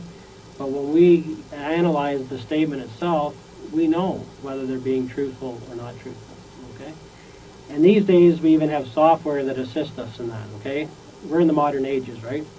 Okay, so we have computer programs. And one of the ones that we utilize in these cases is an analysis program called event probability analysis, okay? And what we do is we feed everything into the computer. Basically, the computer, I type it out, and we feed it in, and it takes, you scan it in actually, and it takes a copy of everything that's been said. And it analyzes what a person has said, okay? And based on what they say, it will tell us where the areas of deception are, okay? When something's missing that they're not telling us, okay? Areas of concern, and areas that are flat out not truthful, okay? And areas that you come back with a result that says not plausible, okay? Because what it is this software analyzes, it's being entered by all police forces, okay? So it has data from thousands of cases, right? So if it gets information that's totally never happened before in any other case, right, that tells you something, right? Because human beings, there's only so many ways to do something, okay? And people follow patterns, okay? And when things go outside of a normal pattern, that's a red flag, right? Do you agree? When things don't add up. So that's another thing that we look into. Of course, I have to go over all the forensics of a case, okay? Because that's evidence, okay? And you're already aware of how many days the police were at your house, right? What's that? About it. Yeah. Days on days on days. And when they were there, okay, they're not just there taking a couple pictures or anything, okay? They're going over that house with a fine-tooth comb, okay?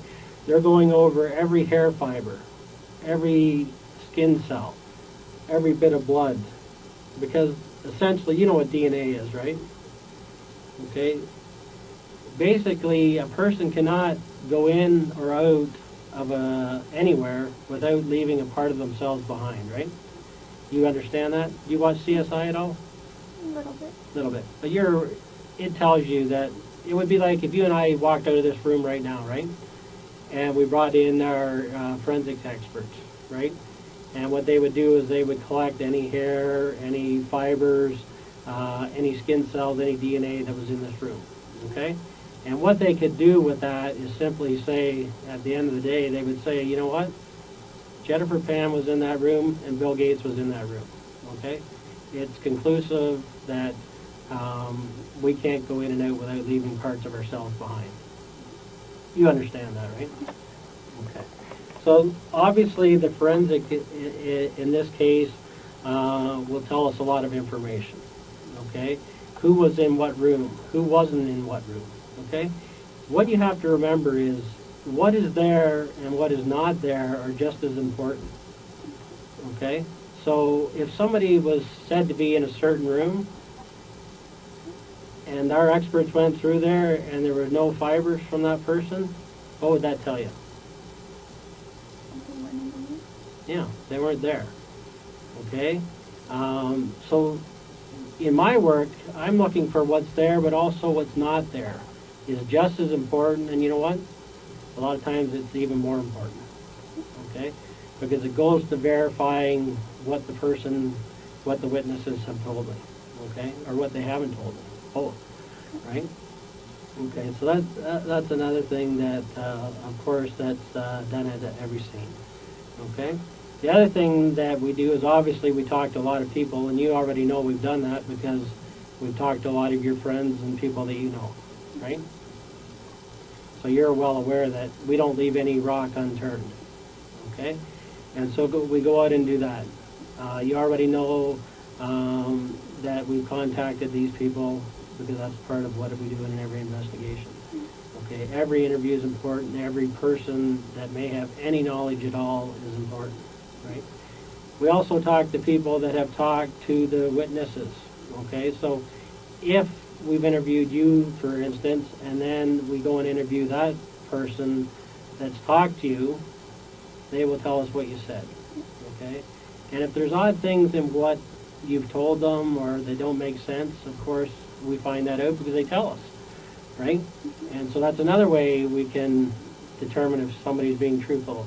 They tell someone else something different than what they've told us ourselves, or something that's in conflict with that, right? So that's another thing that we do. The other thing we do is we have to reach out to what we call modern technology, okay? So there's some of the things that we utilize is satellite, okay? Now, do you know what satellite can do? Okay, do you watch any of these when these war programs on TV where they do bombings and stuff? Have you ever seen any of that? Or when the Iraq war was on, you ever see any of the news clips where you can see the satellite honing in on buildings? Okay, so we can go back and obtain satellite information. Okay, and essentially the satellite's a 24-hour video that's going on, 24 hours a day, 7 days a week, right? It's recording information. Okay, and that's how the military uses it in, for precision bombing and everything else, because they're able to find out where bombs are inside buildings and hone in on that through satellites and heat-seeking apparatuses that tell you what's going on inside, right? Okay, so we're able to go back and review that. Okay, and so we would have to obtain that data for a specific address, get it for the dates and time that we're concerned with. Okay, and basically, if people are moving around in a house, it's like an X-ray. Okay, and basically we're able to tell, are those movements, are those actions, that number of people consistent with the story that we've been told? Are the people in the positions that the witnesses are telling us they were in? Or are they different? Okay, and if they're different, why are they different is what our question becomes, right? So that's another thing that we do. Obviously, just to go back to forensics for a minute, what we're doing is stuff like, in this case, that doorknob's very important, that door lock, okay? And so we're looking for who was the last one that actually touched that doorknob, or door lock, right? Okay? Did somebody lock it last, or did somebody unlock it? Okay, so we would see, you would get like fingerprints of one person locking and then overlap by the person that unlocked it, that type of thing. Again, it would just be information that would go to determine what happened on in that house, right? And from there. The other thing, of course, in any case, you know about Crime Stoppers, right? Have you heard of Crime Stoppers before? Yeah, you call in. Yeah, okay. When you get a case like this, okay, people want to help, okay? It's in the papers, it's everywhere, okay? So people actually end up coming to us to help us out with the case. Okay? Now, in a case like this, we're actually very fortunate because the more people that are involved in a crime, the more information we always get. Okay? If a person goes out and commits a crime themselves, who knows about it? Just themselves for sure, and maybe anybody they tell, right? In a case where they actually is multiple people involved, so in this case 3 people inside the house and a number of other people involved on the peripheral, right? Each of them knows. Okay, so now we're getting into a higher number of people knowing what happened. And you know what? Somebody always tells somebody else. Okay? And so that doubles the number of people that know. Okay? And then over drinks and everything else, that person tells another person. And before we know it, a ton of people actually know what happened that night.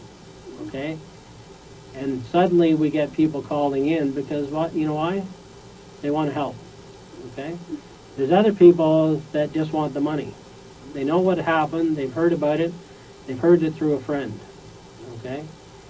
In all the years that I've been policing, you don't know how many people actually call in on their own friends. It happens all the time. Okay? Because they want that money. Okay? They get greedy. So we get calls all the time from people that are involved.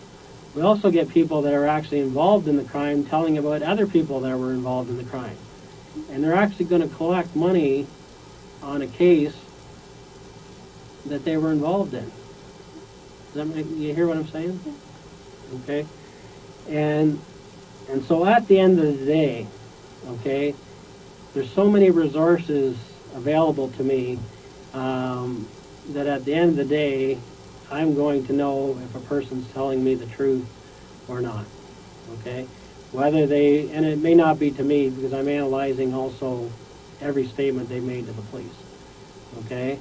And the other things that we do is obviously we get forensic sciences and profiling people involved to determine the events of these things. Okay? Now, I can tell you that nothing surprises me in this job. Okay? I am well aware that anybody on this earth is capable of making a mistake. Okay? I don't care who they are. I don't care if they're a priest. I don't care if they're a school teacher. I don't care what the situation is. Given a certain set of circumstances, everyone has the capability, Jennifer, of making a mistake. Doing the wrong thing. Okay?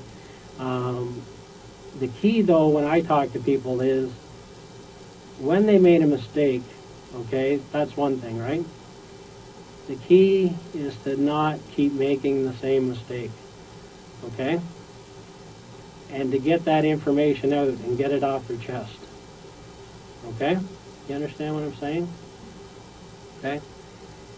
So, at the end of the day, from this case, and I can tell you I've spent literally a week on this case, going over information after information, accessing all these sources, speaking to every other expert on the case. Okay? And at this point, Jennifer, I know that you've not been truthful with the police. Okay? You've not told us everything that you know, purposely. Okay? And that you've left information out. Okay? There's a number of inconsistencies in what you've told the police. Okay? One of the things you have to remember is that your dad was there. Okay? And your dad had a front row seat to all of this. Okay? And your dad's a very smart man. Okay?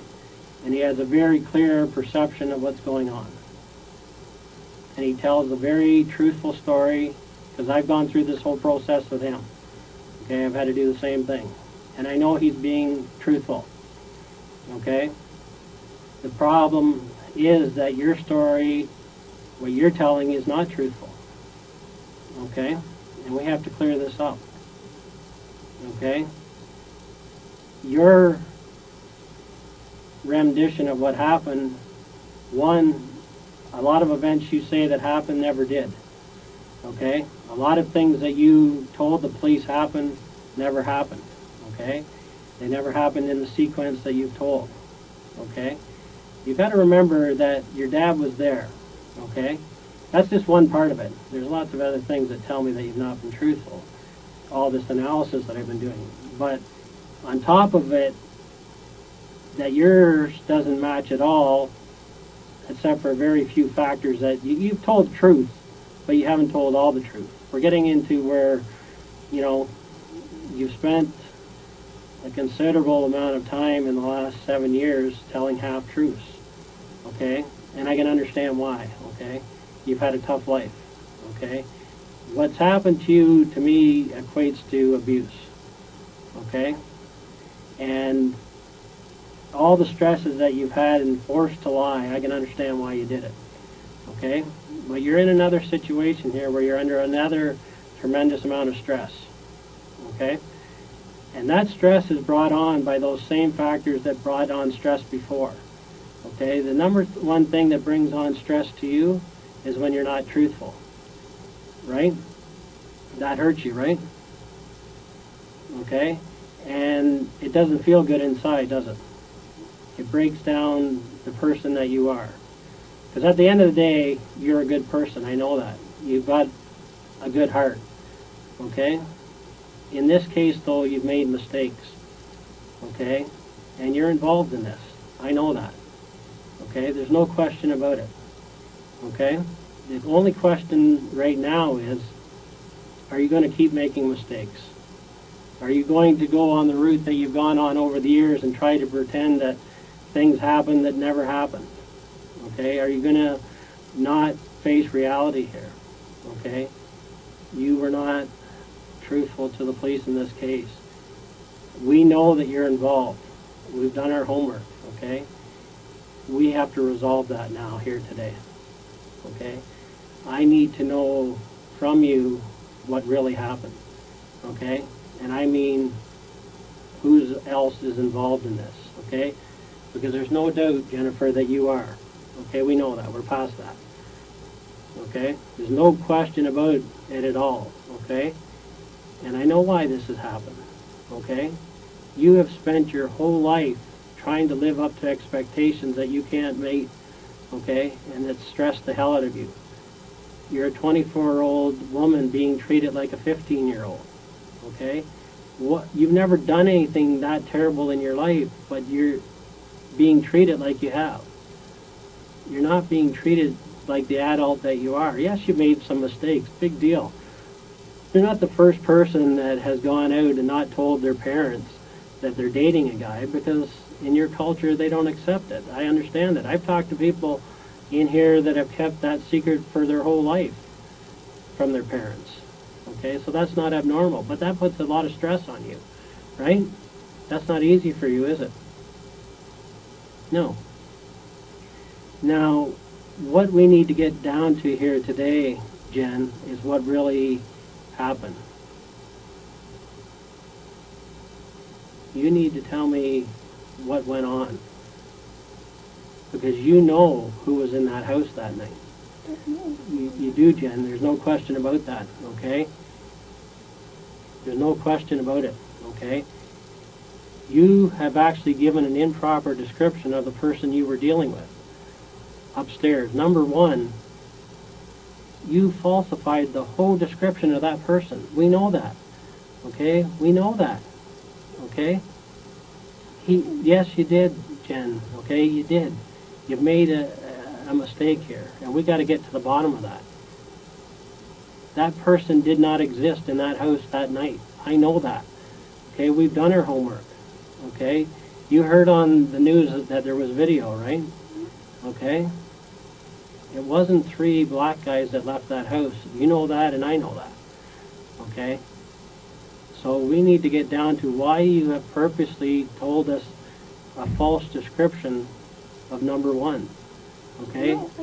No, Jen. It's totally wrong. And it was done on purpose. Okay? To mislead us. okay? Because you're involved in this, okay? You cannot deny that, okay? You cannot deny that. We know now, okay? So let's just get it out on the table. You've made a mistake. I know that, okay? But you can't live with this any longer than this. You're bloody nervous wreck over this thing. This thing, if you could take it back, I know that you would. If you could go back to that day and play this all over again, it would be different. Okay? But you need to right now know that we know that you're involved. There's no question about that. None whatsoever. Okay? But what we also know is that you're a good person. Okay? That's made a mistake here, right? You've made some bad decisions, okay? And it's, you know how you made the bad decisions, that not talking, telling your parents what's up? You don't want to do that with us. Okay? You don't want to do that with the police, do you? Yeah, but... You don't want to mislead me, do you? No. Okay. So, let's not do that. You made a mistake that night. You got involved with the wrong people. Okay? You got involved in the wrong set of circumstances. Okay? But that's over with now. We're past that. Okay? We know that that happened. Okay? But, you know what? In all my years of policing, it doesn't matter what goes wrong with people, it's never too late to do the right thing. You know that, and I know that. Okay? And what you can do here today is actually do the right thing. Okay? You have to do the right thing. Okay? You can't go around continuing this. Okay? Remember when you said what it did to you when you went through those years of depression? That was brought on by not being truthful. Living a lie. You don't want to keep living this lie. Okay? Everybody knows. Okay? You know, and you're getting the feeling from everybody around you that they know. Okay? Nobody is surprised. Okay? There's nobody surprised here. Okay? After what you've been through, I'm surprised this didn't happen a lot earlier, truthfully. Okay, you're 24 years old, and you were a prisoner in your own house. You had lost your own identity. There was no Jennifer anymore. Okay, you were living for what somebody else wanted. You weren't you. You were what somebody else wanted. You were living someone else's expectations. Okay, and yes, family's important, but when family takes over you as a human being, when they take your identity, there is no more Jen.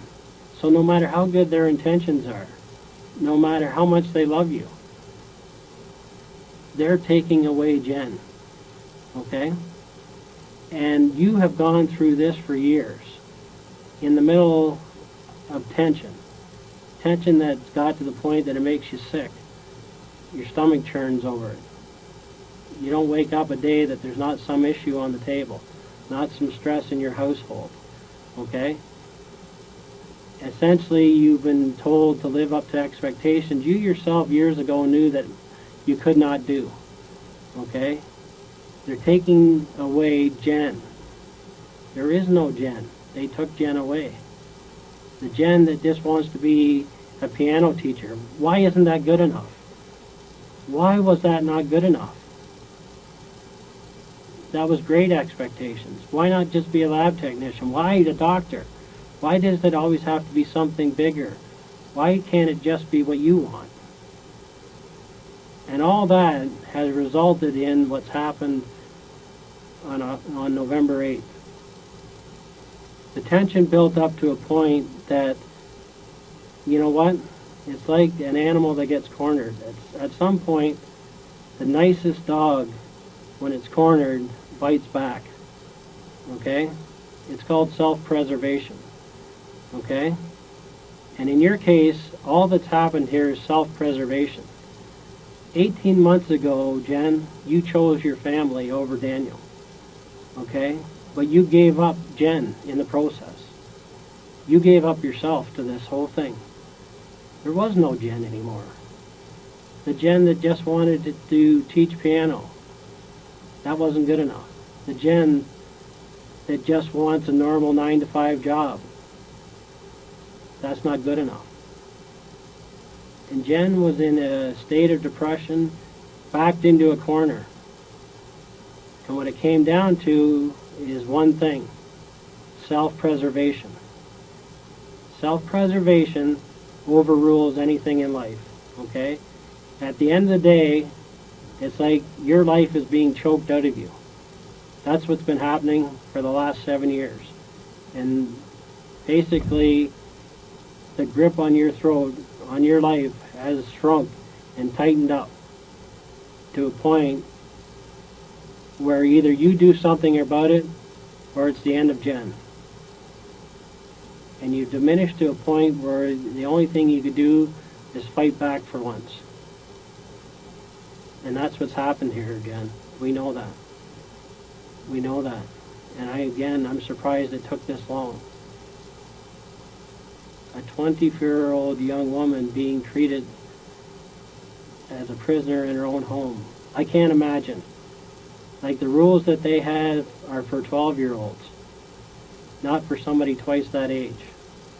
Yes, their intentions might have been good, but they're not realistic. They're not, Dan, were they? Jen? Their expectations weren't realistic, were they? You couldn't live up to them, could you? You tried to. Right? Am I right?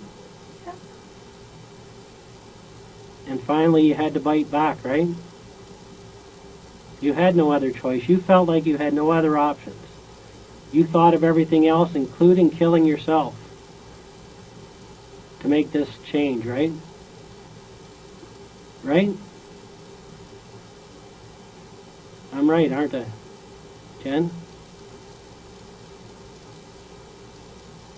Right? It's okay. We understand. Let's talk about it. Let's get it out in the open, Jen.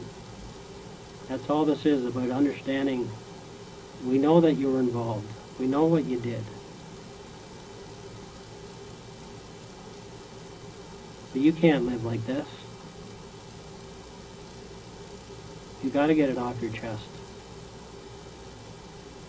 You've been so stressed out from the moment this happened. You knew that it was going to happen that night, before it happened. And why you froze on your bed there is because reality had set in. The plan was in motion. There was no turning back. And I know right now you wish you could turn it back, right? You wish you could go back before that night and stop this, right? Right, Jen? Right?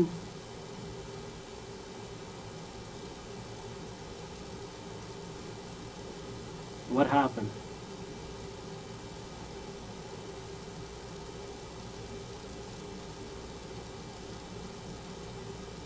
What happened?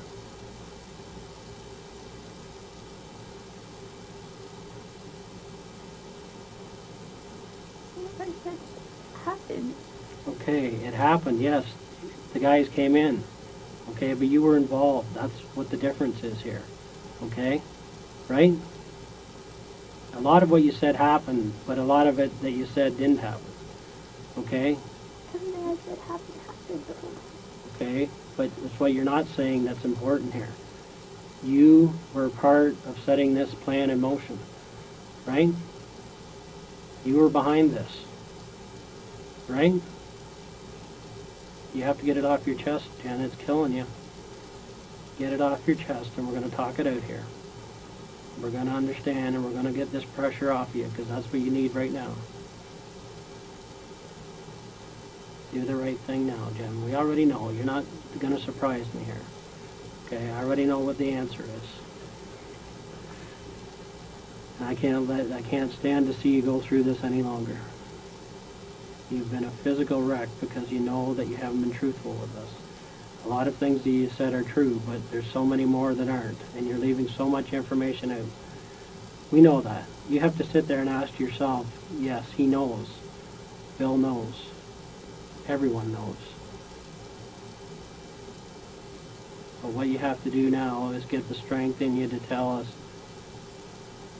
why it happened. I have some pretty good reasons there why it happened. Like, to me, it was a form of abuse here. Because you can't do that to a person. You can't. This is Canada. We're in the 21st century here. You cannot take everything out of a person. You can have expectations for your kids, but you can't expect them to do everything the way you want them. Okay? It's just like your dad said about fixing everybody else's home, but not fixing his own. Okay? It's the same with you. Okay? He was trying to make a future for you bigger than it should have been. And in the process of his love for you, he made the mistake of actually pushing you away.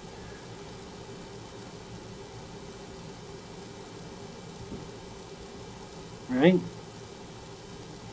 All his good intentions. What happened?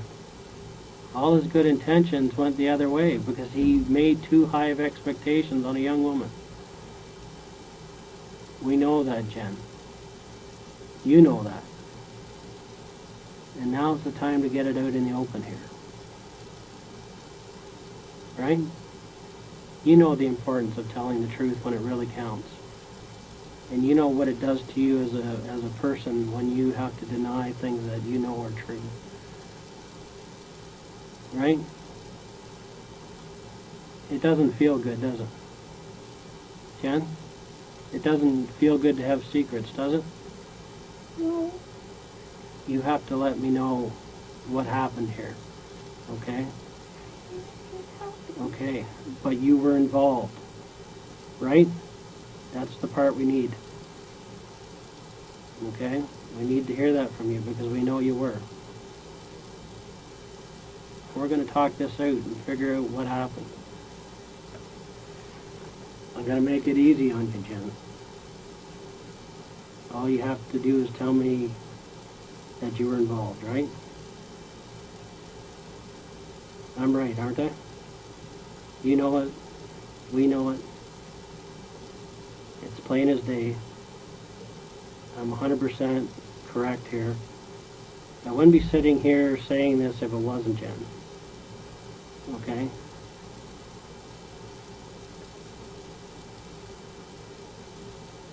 But we have to get through this. You have to get through it. Yes, people came into your house that night. Yes, that part's true. The descriptions you've given, you've held back. You haven't been straightforward. Okay, I know that. Okay? No, you haven't. Okay, we know that. Okay? Let's get it out on the table here, Jen. Okay? It's not true. Okay? You were involved in this, right? You knew before that night that this was going to happen. I'm going to make that easy on you.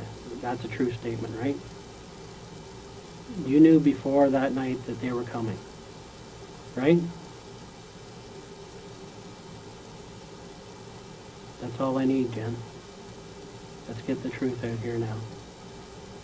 You knew before they came that they were coming, right? Right?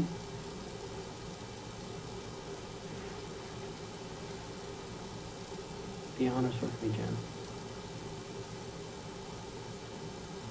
Give me that.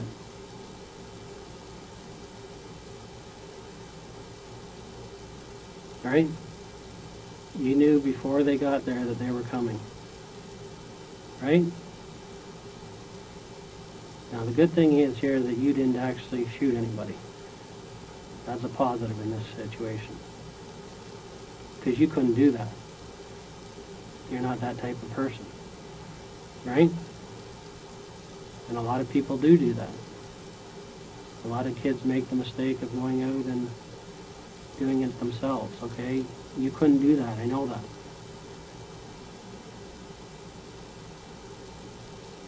I know that. And that's a good thing.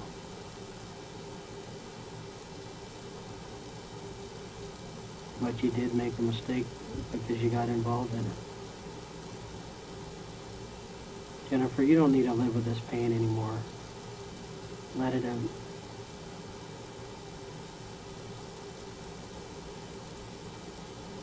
Look at me, Jen. That's be honest with each other. I've been nothing but honest with you here today, and I hope you can do the same with me. I'm here to listen.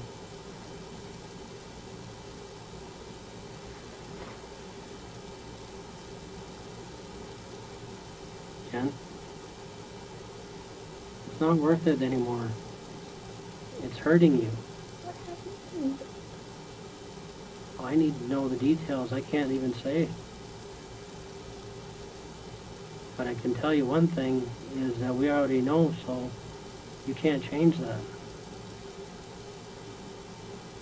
Then why did it stop? I know you did.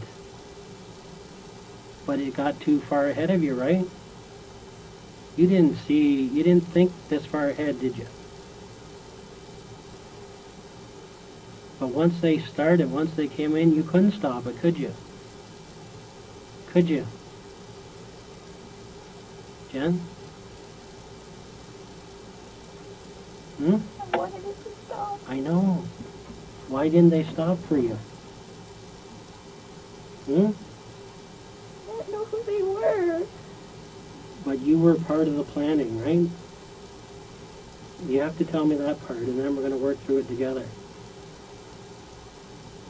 Do you know what I'm saying? You didn't want this, you wanted to stop it. You have to prove that to me now. Because at the end of the day, we have to stop this from happening to someone else. Right? What happened to me? Jen, we're going to have to deal with it one step at a time, okay? I'm going to be honest with you. I need to know what you did.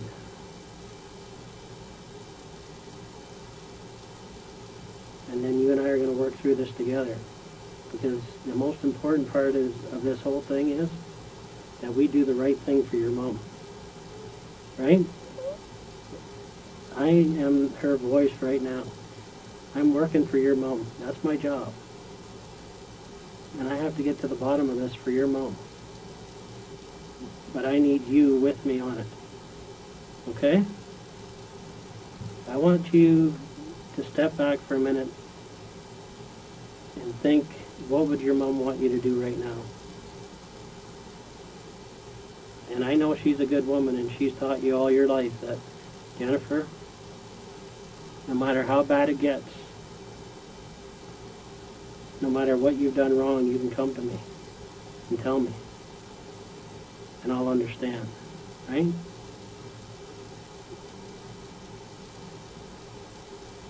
And you need to talk to me. But this wasn't like you. That's Okay, why but let's get back to how they got there, why they got there. Okay? Because we know that you helped get this thing in order. Right? That's what we need to start with. Then we're going to work through the case. Okay? But we got to start. But what happened to me? Well, I don't know at this point. Okay? Because I don't know what you're going to tell me other than that you were involved. But I need to hear it. Okay? But I can tell you one thing. I'm going to sit here as long as it takes for you to get this off your chest. Okay? Do you know what I mean? Let's do it. What's that? Okay, you need to tell me how you got involved in this. We know that, Jen. We need to talk about that. Okay? You wanted it to stop, then you have to stop this right now. Okay? Because this needs to stop. You can't go around like this anymore. Hiding secrets from your own family. They know. Jen, they know. They're not going to be surprised. What they're looking for you to do right now is to do the right thing. That's what I'm looking for. That's what you're looking for. Right? You know what? What I tell people is just tell the truth. Okay? And we're going to sit down here. And we're going to get to the bottom of it. Okay? Together. Okay?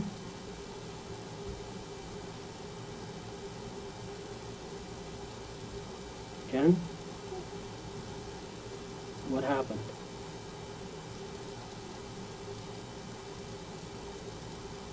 How did it start? And I'm talking before that day. How did it start before that day? How did this thing get in motion? There was a plan ahead of time, and I want to know about the plan. You can do that. Okay? Be strong, Jen.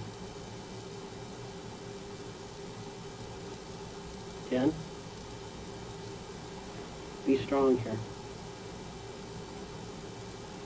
What you have to remember is that we're not offside here.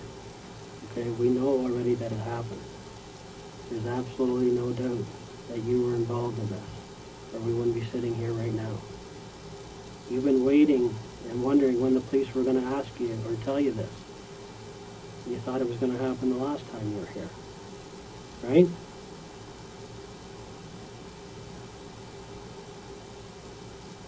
Stay with me, Jen. Let's get through this.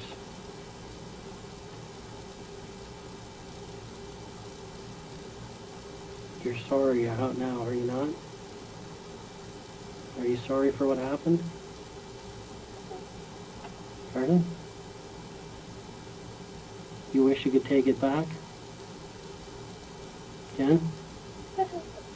Okay, that's good to hear. That's so positive. You wish it didn't happen, right? That night you wish you'd never got this plan in motion, right? Right? You wish you never told anybody to do this, right? Jen?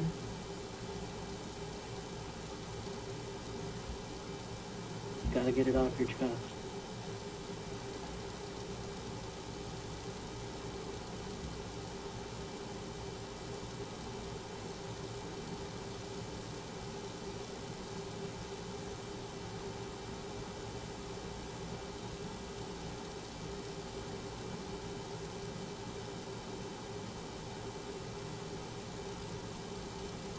Jen, I'm looking for the Jennifer that knows the right from wrong.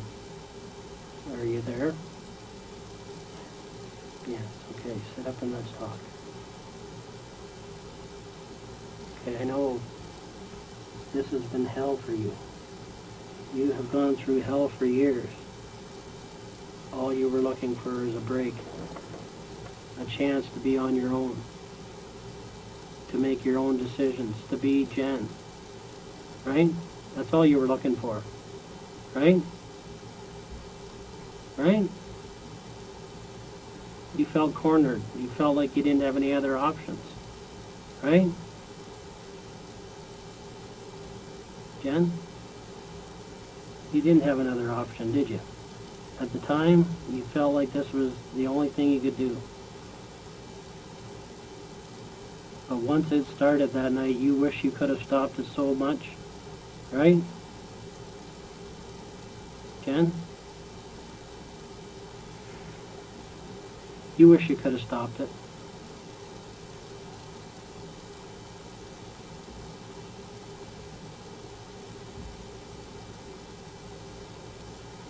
How did it start, Jen?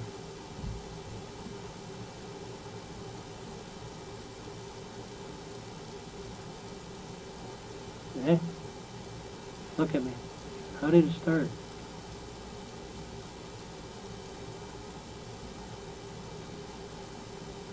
What was your plan? Let's just go through the plan that you had, okay? Let's start there. We know that you weren't the one that pulled the trigger. We know that. And we know that you could have stopped this whole thing. We know that. But we also know that you were involved from the start. Okay? And what this all was a latch-ditch effort to live your own life, to be your own person, to make your own decisions. Right? It would happen to anybody in the same circumstances. Now, I do a lot of reading. And over 300 kids in North America every year are involved in their parents' deaths, okay? And when we look into those cases, there's always a common factor. That those kids have had to live up to expectations that weren't reasonable. That they weren't being treated the way human beings should be treated. The house rules were just so out of whack. And you know that because look at all your friends. Look at all the people around you. Does anyone else have a curfew for 9 o'clock at 24 years of age? Jen? Do you know anybody else with those expectations? Yes or no? Yes or no? Do you know of anyone that has to be under the pressure that you're under? No. I myself don't know of anybody, and I investigate these all the time. I've never seen someone under 24 years of age that has to have gone through what you've gone through. The taking of the love of her life out of her life. The decision to make her own decisions.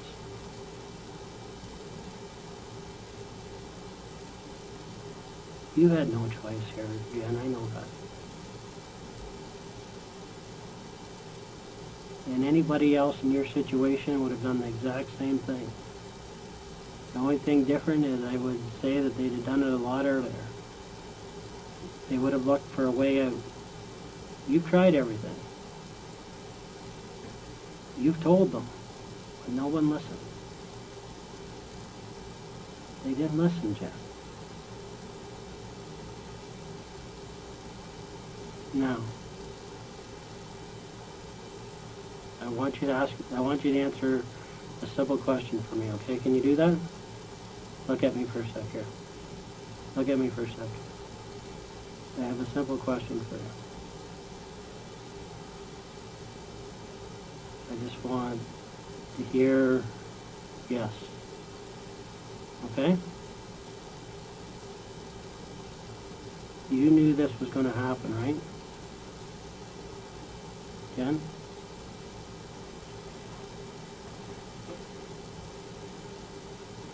Jennifer?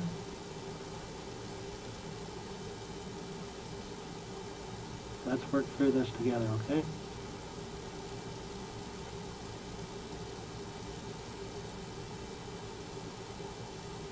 It's okay. You made a mistake. You made a mistake. That you can't change. But you can change the fact that you're not going to keep making these mistakes. Right? You don't want to keep making these mistakes, do you? Jen? You want to be a part of the solution, not the problem? You want to be a part of the solution here? Jen? Okay. When did you first start planning this? When did you first plan this? Just give me a date.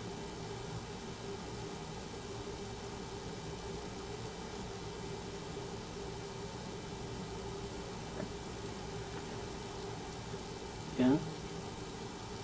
When did you first start planning this?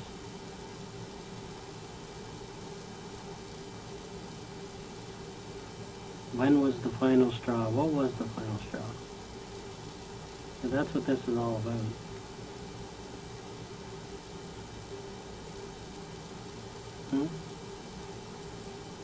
What was the final thing that did it?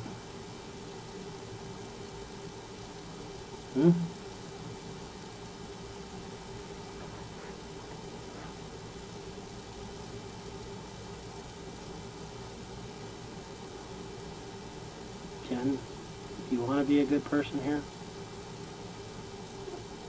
Okay. And you know when a good person makes a mistake, they have to face that mistake, right? Right? What happened? What do you think should happen? I don't know. What would you like to see happen in this case? What's that? Justice for your mom. Okay. So, to get that justice, we have to nail the whole story, right?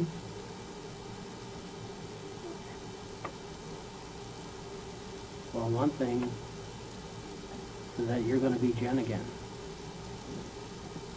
right? That I can promise you. You're going to be a person making decisions for Jen.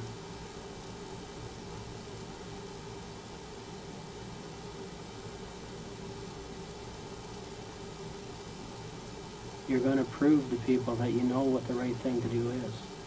That's what is going to happen. You're going to have the chance to explain to me why this got out of hand. You know what I mean? But that's where we have to start. I can't make any promises to you. Okay? You know that. But I can promise I'm going to sit here and listen, and we're going to get justice for your mom. That's what I can promise you. We're going to get justice for your mom. I want to work together with you to get it, though. That's the only way. Right? You can understand that? We have to work together now, Jen. We can't be on opposite sides here. There's going to be justice for your mom. It has to be a partnership. You and I have to work together. And we'll get that. Okay? So how did this start?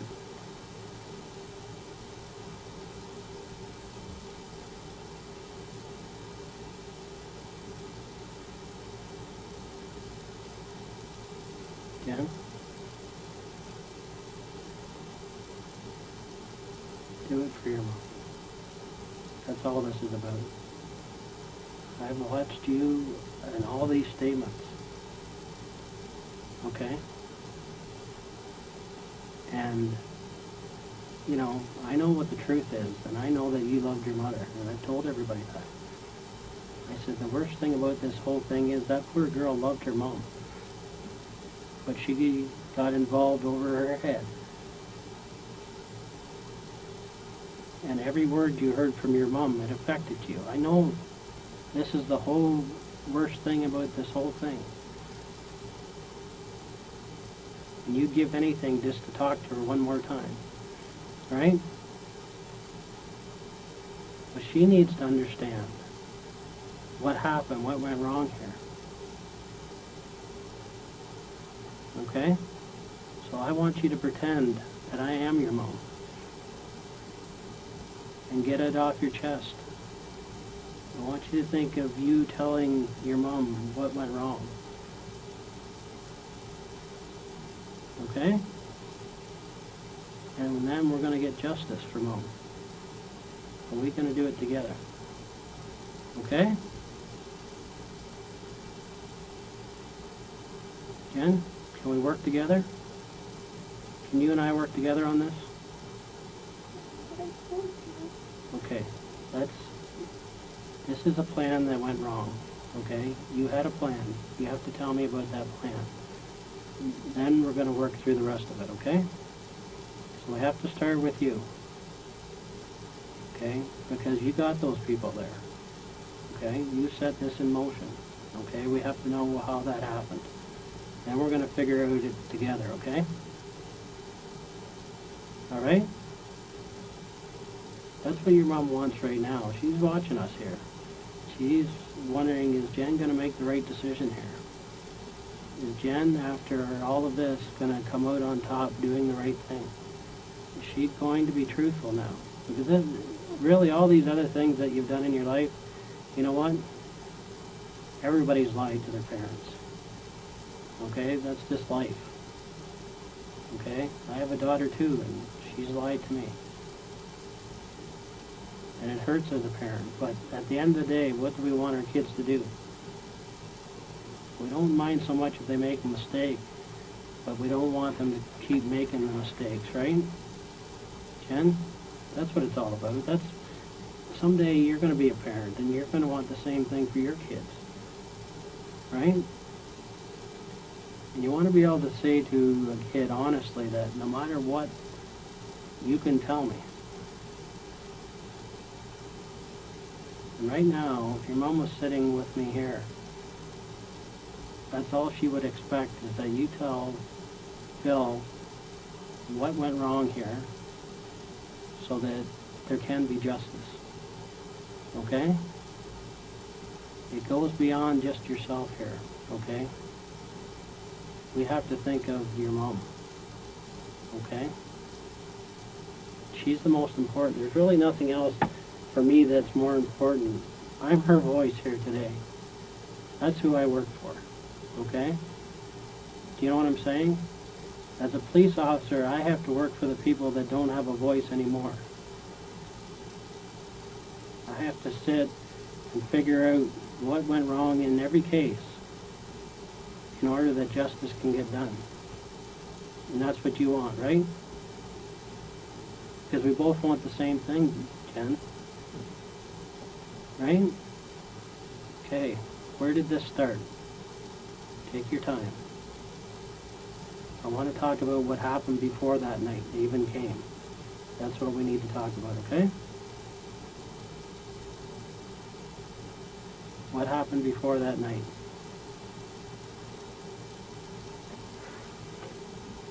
I'm with you to hear it.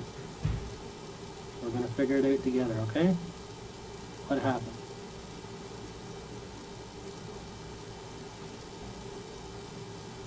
Jen?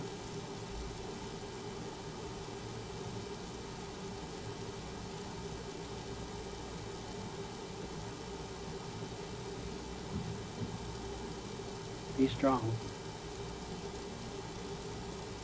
Be strong for Mom.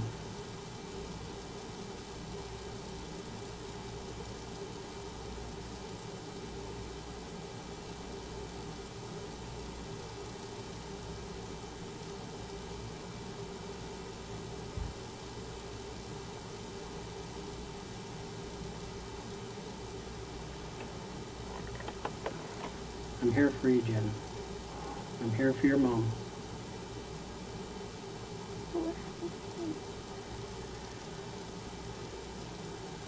Well, you have to tell, it's one of those situations, you know what, we know that what you did, okay? But you have to be able to explain to me what happened, okay? I can't tell you what's exactly going to happen to you, okay? It's like telling you something without knowing the facts, right? Okay? At this point, I know 100% that you were involved, and this was planned out ahead of time, okay? But you need to tell me where things went with this, okay?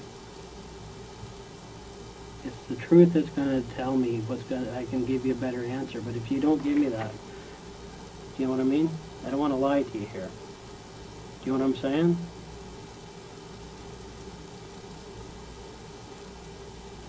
Can you see what I'm saying, Jen? I'm not going to lie to you.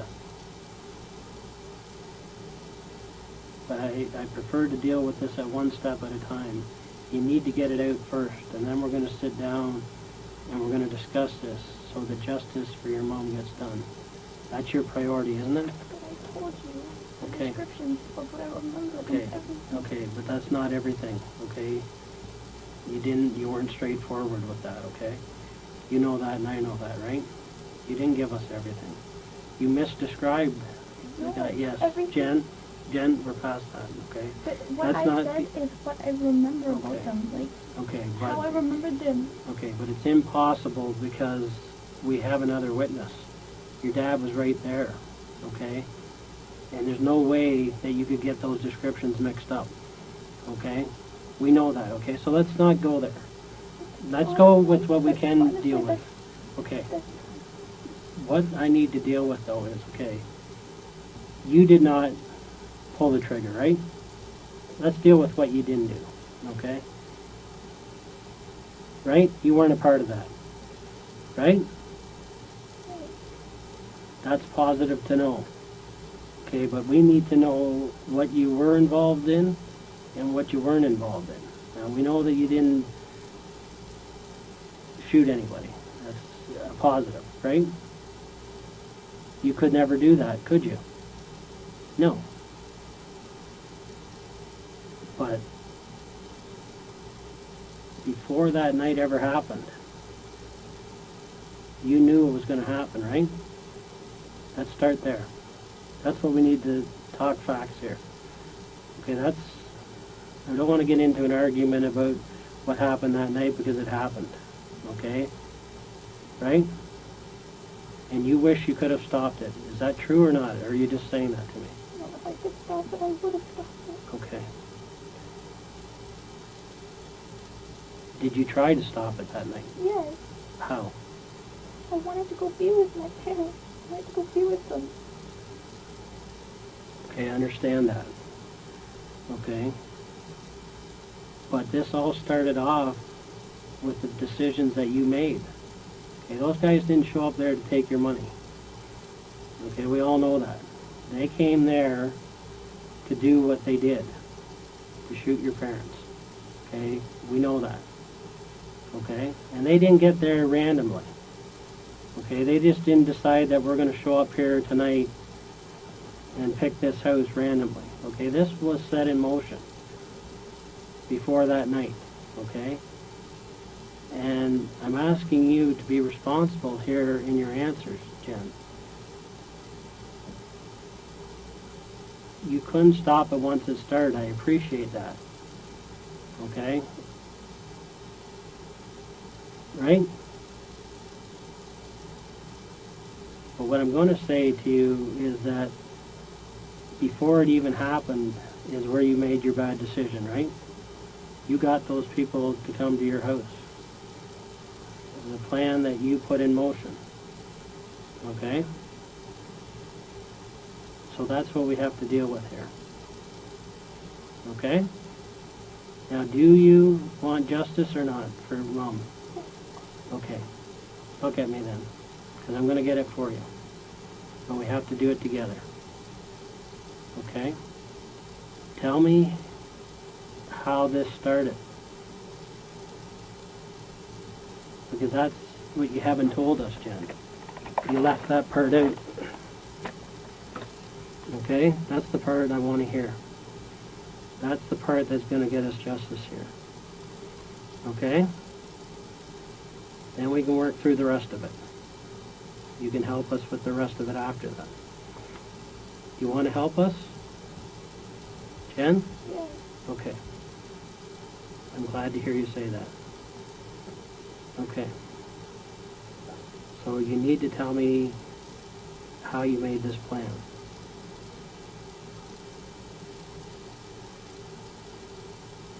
Okay? That's all that's missing here. The rest, we know what happened. I don't need you to tell me what happened in that house. I already know. Okay? I'm not going to go through that again. Okay? What happened that night was unfortunate. Okay? But what's happened after that to you, it's destroyed you, this whole thing.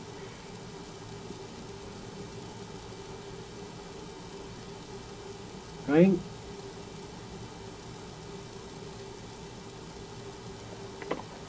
What are you going to do now, Jen, to make this right? That's what you're faced with. And you can help us.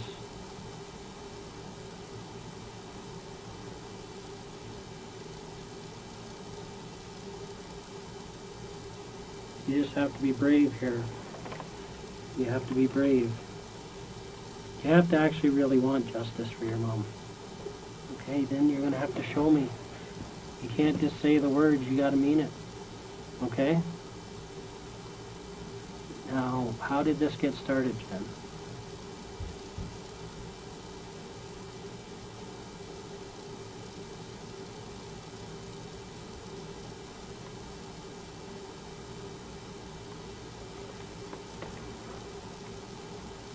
Go ahead.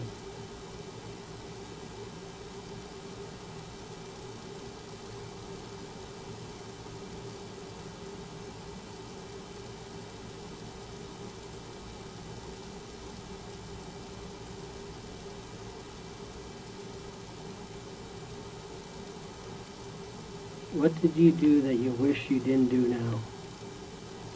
Tell me that.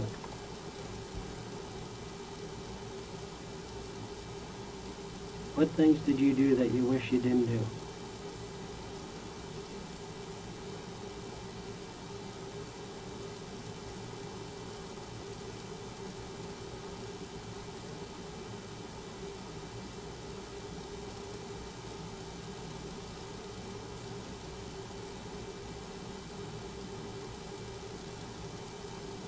Hmm?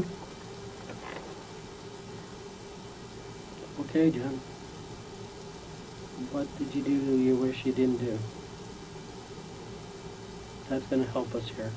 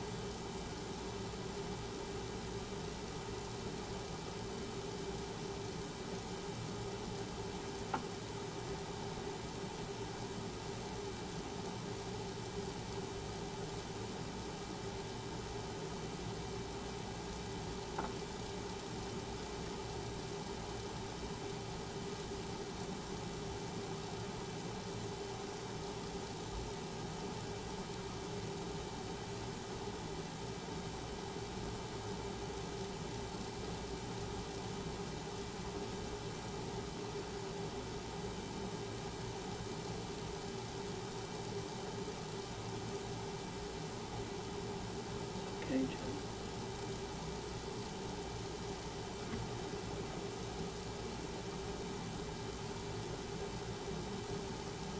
Okay, you can tell me.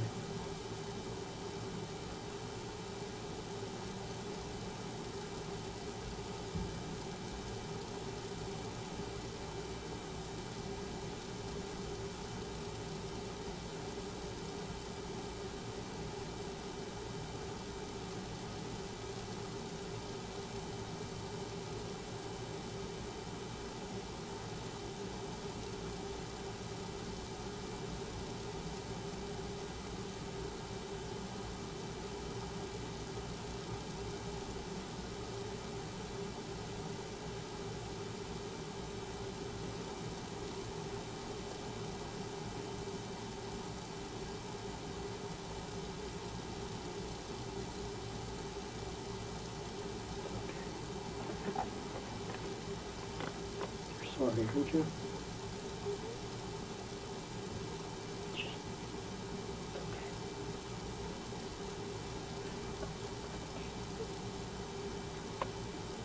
They were supposed to take you? What? Okay.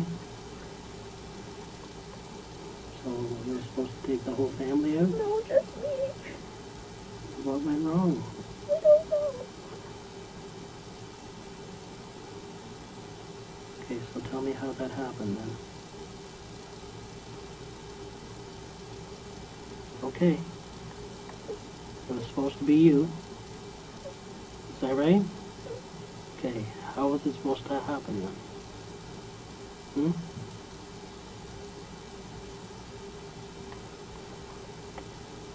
Okay, Jen. What happened? I don't know. Why did it change? I don't know. Okay, what do you know? How come it was supposed to be you? Because I didn't want to be here anymore. Why not? Because it was a disappointment. Okay, you made some mistakes, but nothing that couldn't be corrected, right? Hmm? Okay, so how did this play out then? Hmm?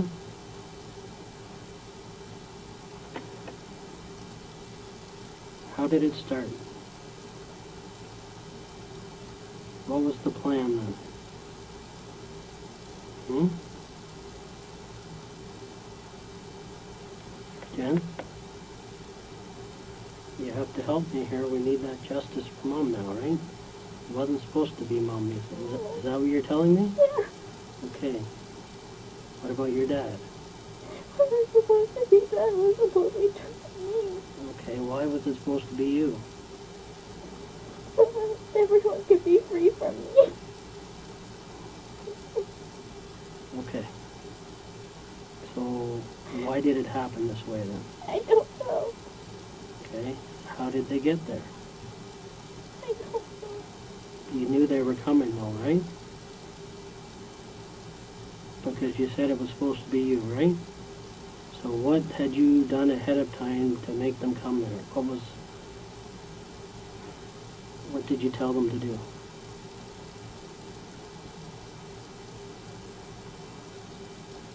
Jen?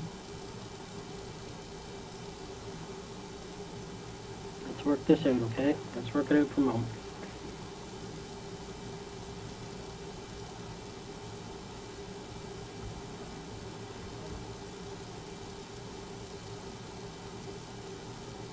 Why was it supposed to be you?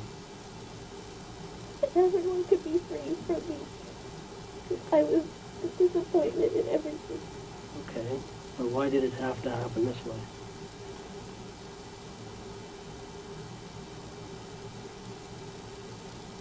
Jen? Because when I tried suicide, I failed. When? A couple months ago. What did you do?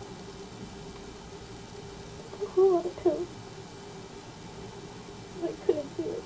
It's all the same. Okay. So then how did we get to this point? You told these guys to come and kill you?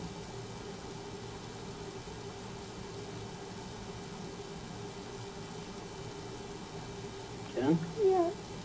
Okay, so who did you tell?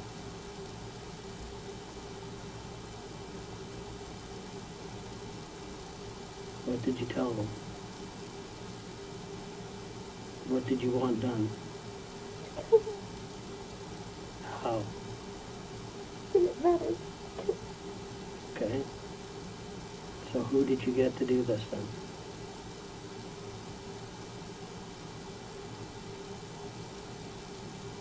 You have to tell me, Jen. I don't know who he is. I just got his number.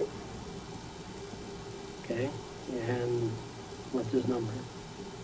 I don't memorize it. Where can we find it? On the cell phone. On the other cell phone. On the cell phone. On the Bell cell phone? Yeah. Where's that phone now? I don't know what the SIM card is. Okay. And how did you get a hold of this person? Called him up. And what did you say to him?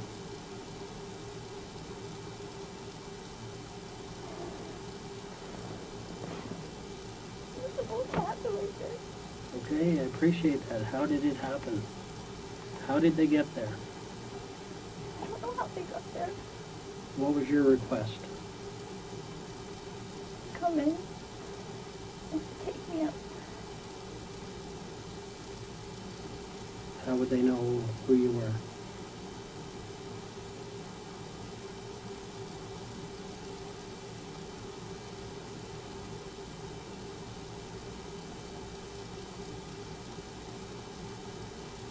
I was the only one girl in the house.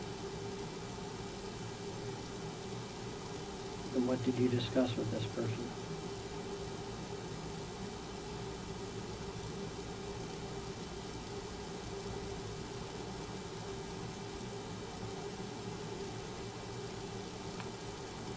have money, and that to come take me out, and then take it.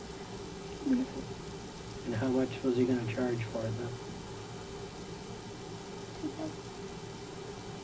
Okay.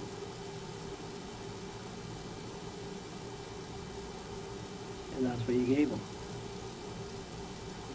Okay. Now, the guy you spoke to on the phone is the guy that showed up and you gave the money to.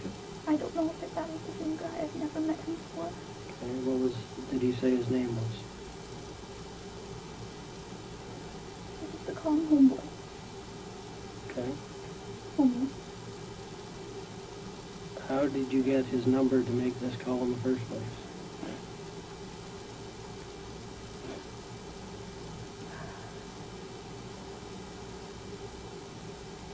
I asked a friend. Okay, which one? The one I can't find anymore. What's his name? I don't know if I heard. So that black guy? The Rick guy that's Andrew's friend? He set you up with this guy? Just didn't even remember. So when you had those meetings, what did you ask him? What did you tell Rick you needed? I wanted to be shot or killed. Okay. It didn't matter. What did he say? Like, just this number and that's it. Okay. So when did you make that call?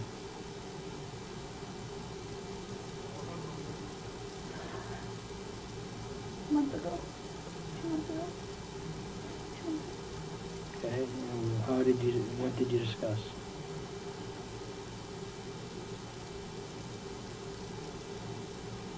Just that.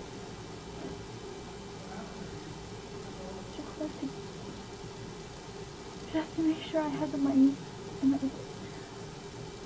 Okay. And you had to tell him what you wanted, though. I told him that I wanted to be killed. And did he think that was something crazy? He said, "Are you sure that's what you want?" And I said, "Yes." Because I don't think many people get that request. Do you? No, but that's what I wanted. And then he asked me over and over just to make sure I was sure. And I said I was sure. Okay, so what did you ask him to do then? Come take me out and then leave. Okay. Why did they do it when you were, when your parents were there then? Never alone. In the nighttime. Okay. So that meeting you had with Rick, you told him what you wanted? No, I just said that I wanted, if he knew anybody who could take care of something that I needed, just that I wanted to be killed. And he said what? Here's the number. Did he have the number with him that day? Yes. Okay. And that was the first meeting? Second meeting. Okay. What happened with the first meeting? Nothing. I said we just got to know each other. Okay. When you had the first meeting with him, why did you have the first meeting? Like I said, he was a roommate of a friend of mine, and that they were having problems with rent.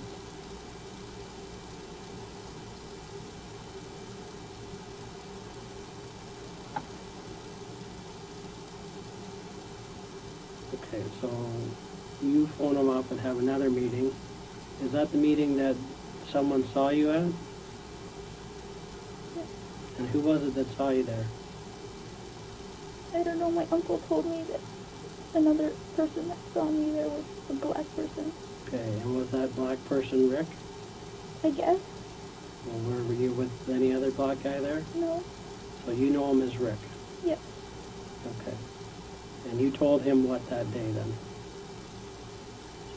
If he knew anybody who could help me take care of a job, that I wanted to be killed. Okay. And he said what? Call this number. Okay, did he write it down? Yes. Where's that number now? I put it into my phone and then I threw the paper out. Okay. What was the number you put in your phone? I don't memorize the number. It was just on my phone. So that, what can you remember about that number though? Like, it had an 8 and a 5 in it. What did it start with? A 416 or 647. I don't remember. I just remember the middle numbers had an 8 in it. And what about the 5? It was like 856. I just remember the 8 because no one else I have had an 8. Okay. And what phone is that number in then? On the bell line. The same line. Okay. You put it in your phone though. Which phone did you put it in? It was on the SIM card on the iPhone. Okay, but did you still have to put it in like a friend's or a calendar or I just kept it, and then when he texted me, I just kept that one text. That was it. Okay, so what's the text that you have? What's that? He sent what's up, and what did you send back? And that's my one point up. Okay, then what? He said he called me once or twice, just basically just on a need to know, and that was it. Okay, so when did you first talk to the guy? I don't remember anymore. Where did you meet him? I never met him. And what's his name? What did he go by? Homeboy. Did he have an accent? A deep voice. I remember. What did he say he would do? He's just like, let me take care of it. Let me do me. So your specific request to him was what? To come in and make sure you kill me. And what did he say? He's like, okay, just let me do me. Let me do me. What does that mean? Let me do it my way? Okay. Isn't it odd that somebody would give a request like that? Okay. To kill themselves? He asked me. And he's still going to charge you to do that? Okay, so then what happened? You said you talked a few other times. What were the other talks? He was just like, when? I was just asking him when, and that was it. Okay, so when then?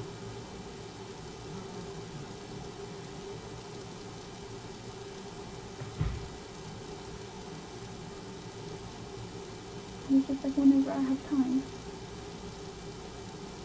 Whenever I can get people. Okay, well, he's not going to show up at your house randomly. You're going to have to know exactly when he's coming. So how did that play out? He texted me, game on. Pardon? He texted me, game on. When did you get that text?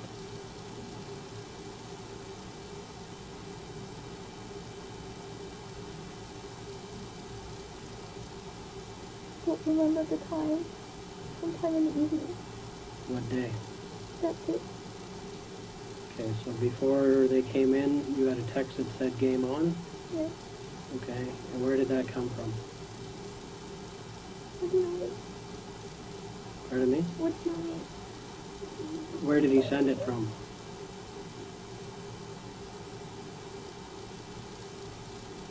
Number he had texted me with. Which was what? That number I can't remember. Okay.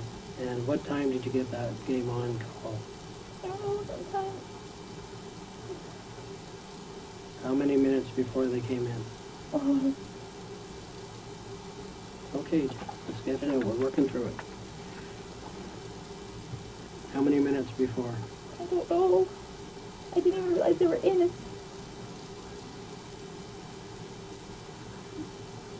Okay, but they did come in, right? How much before you heard anything? Maybe an hour, 2 hours. So you were just waiting there for 2 hours? I was watching TV. Okay, so what time did you get the game on? Where were you when you saw that message first? I was watching TV with Adrian. Okay, so he was there. Did you tell him? No. Who else knows about this?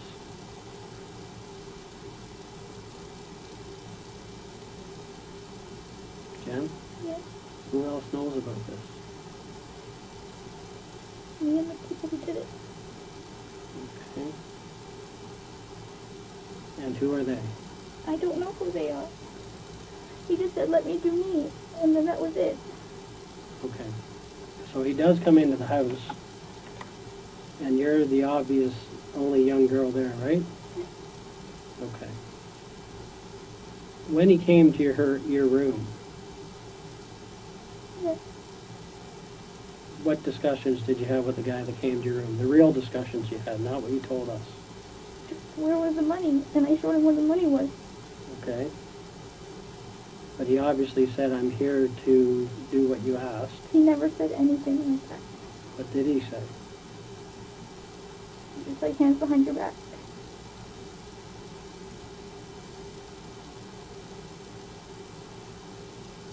So the money you gave him was payment for killing you?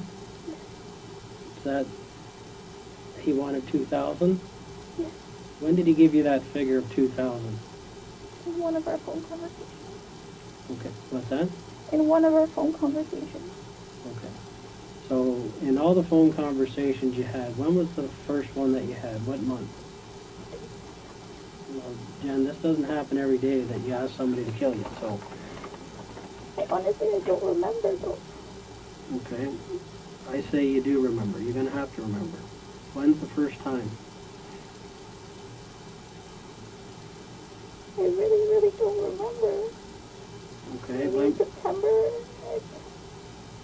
like from the first time you mentioned this to Rick, when was that? Back in June, right? Is that right? Something like that. Spring, summer sometime. Yeah. How come it took so long? Because I didn't know. You didn't know I was what? unsure. So when did you confirm 100% you wanted it done? When they accused me of doing something that I didn't do. Who? Okay. Which was what? They accused me of seeing Daniel and I didn't. Okay, so when was that?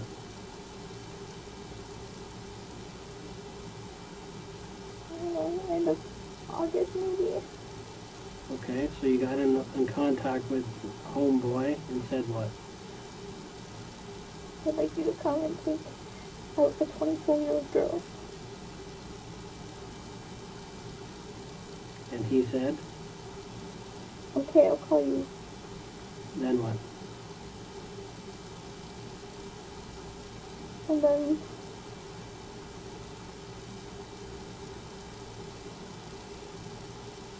call me back and he's like, are you sure? And he's like, yes.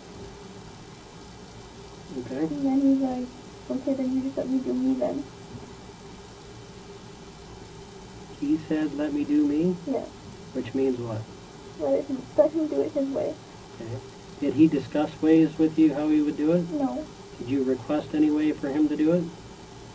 To make sure no one else was around. Okay. And did you tell him who lived in the house? Yes. What did you tell him?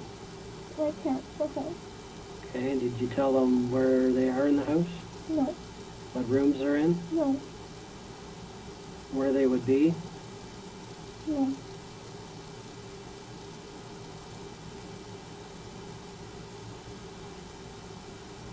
So why didn't they do it the way you wanted? I don't know. I asked them to take me with my mom when they took them away.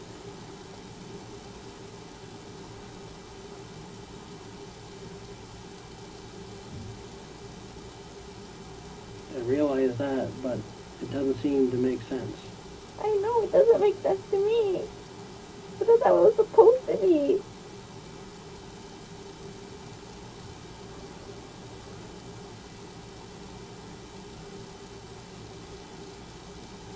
Okay. Can you sit up for a minute, Jen? Okay, look at me.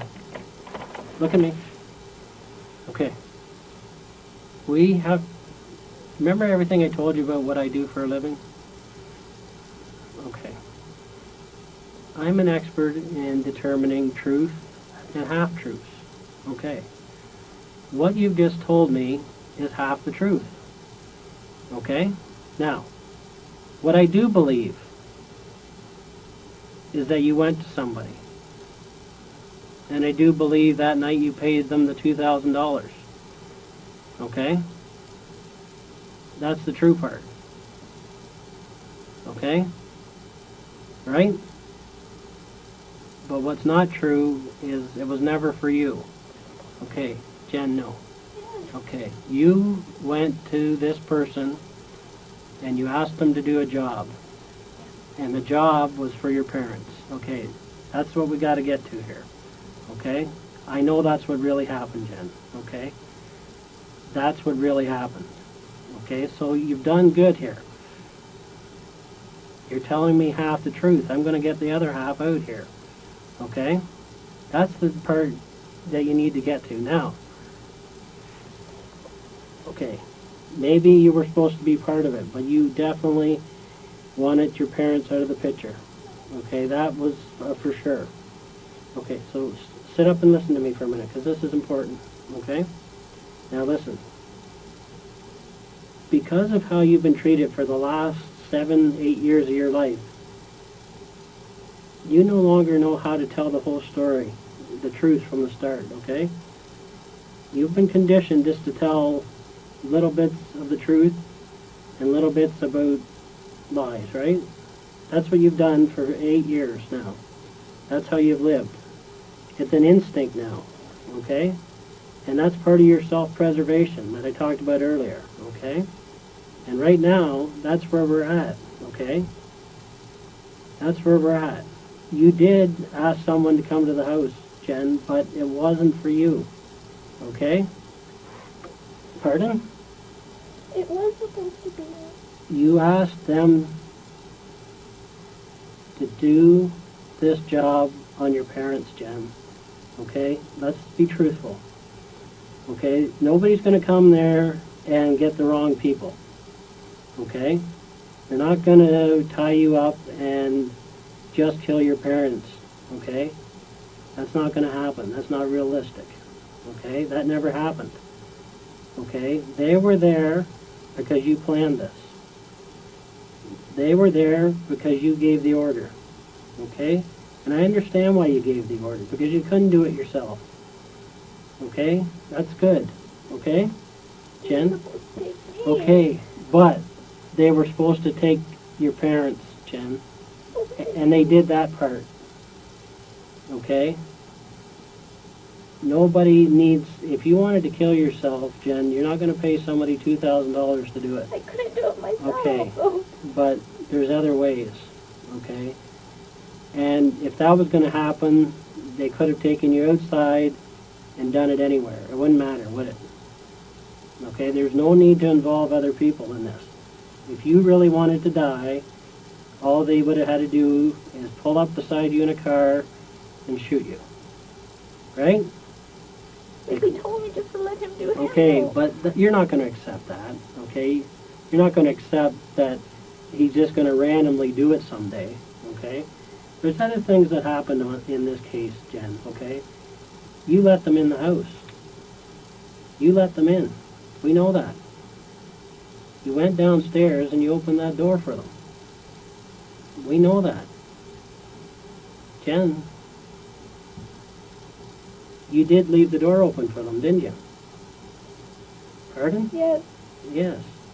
And that's why you went downstairs earlier in the night, right? After your mom got home, what did you do? Went down and said hello. Pretended to check the door. And was it locked? No. You made sure it was unlocked? Yes. Okay, then what? I asked her if she was in her bed to me. She said, I don't know.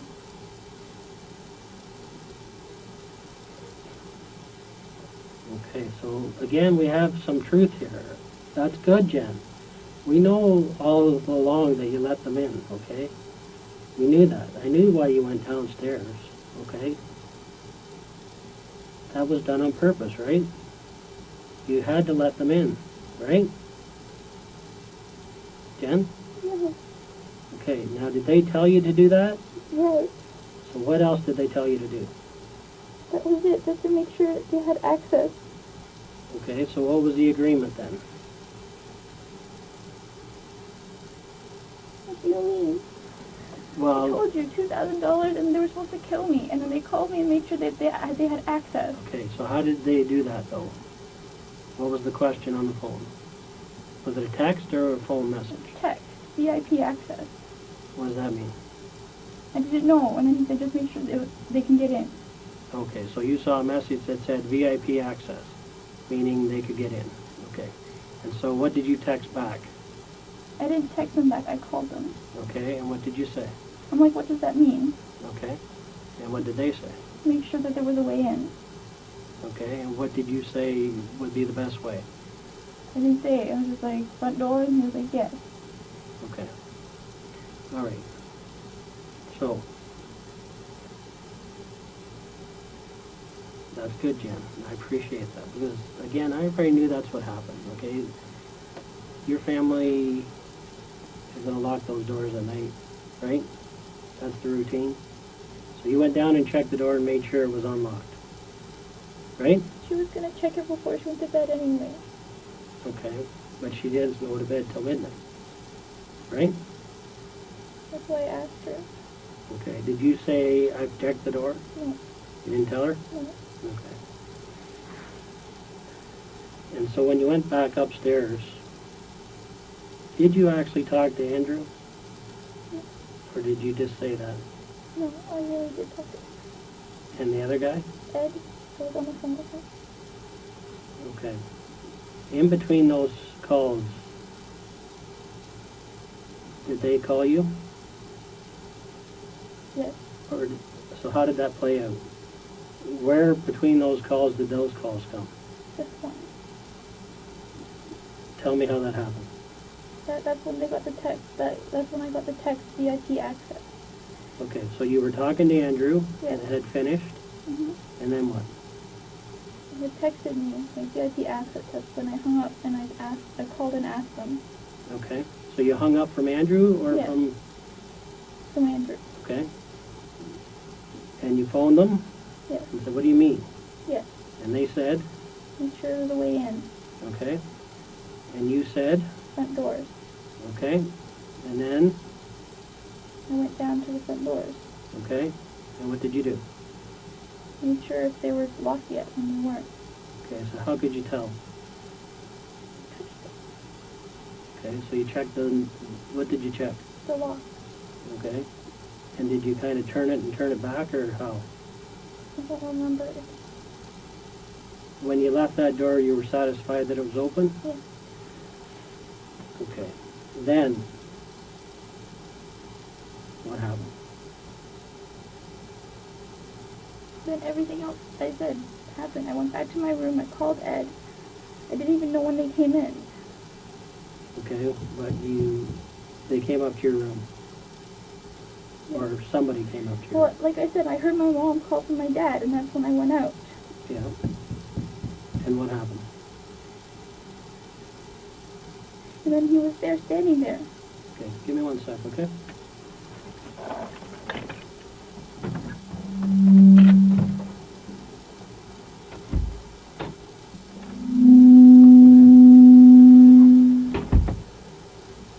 Okay, Jen, sorry about that.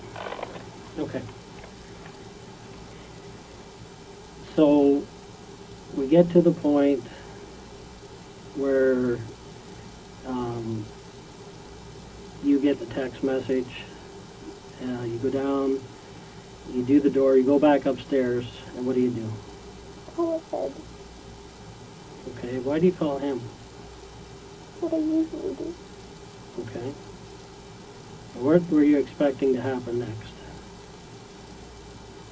I honestly, I don't know.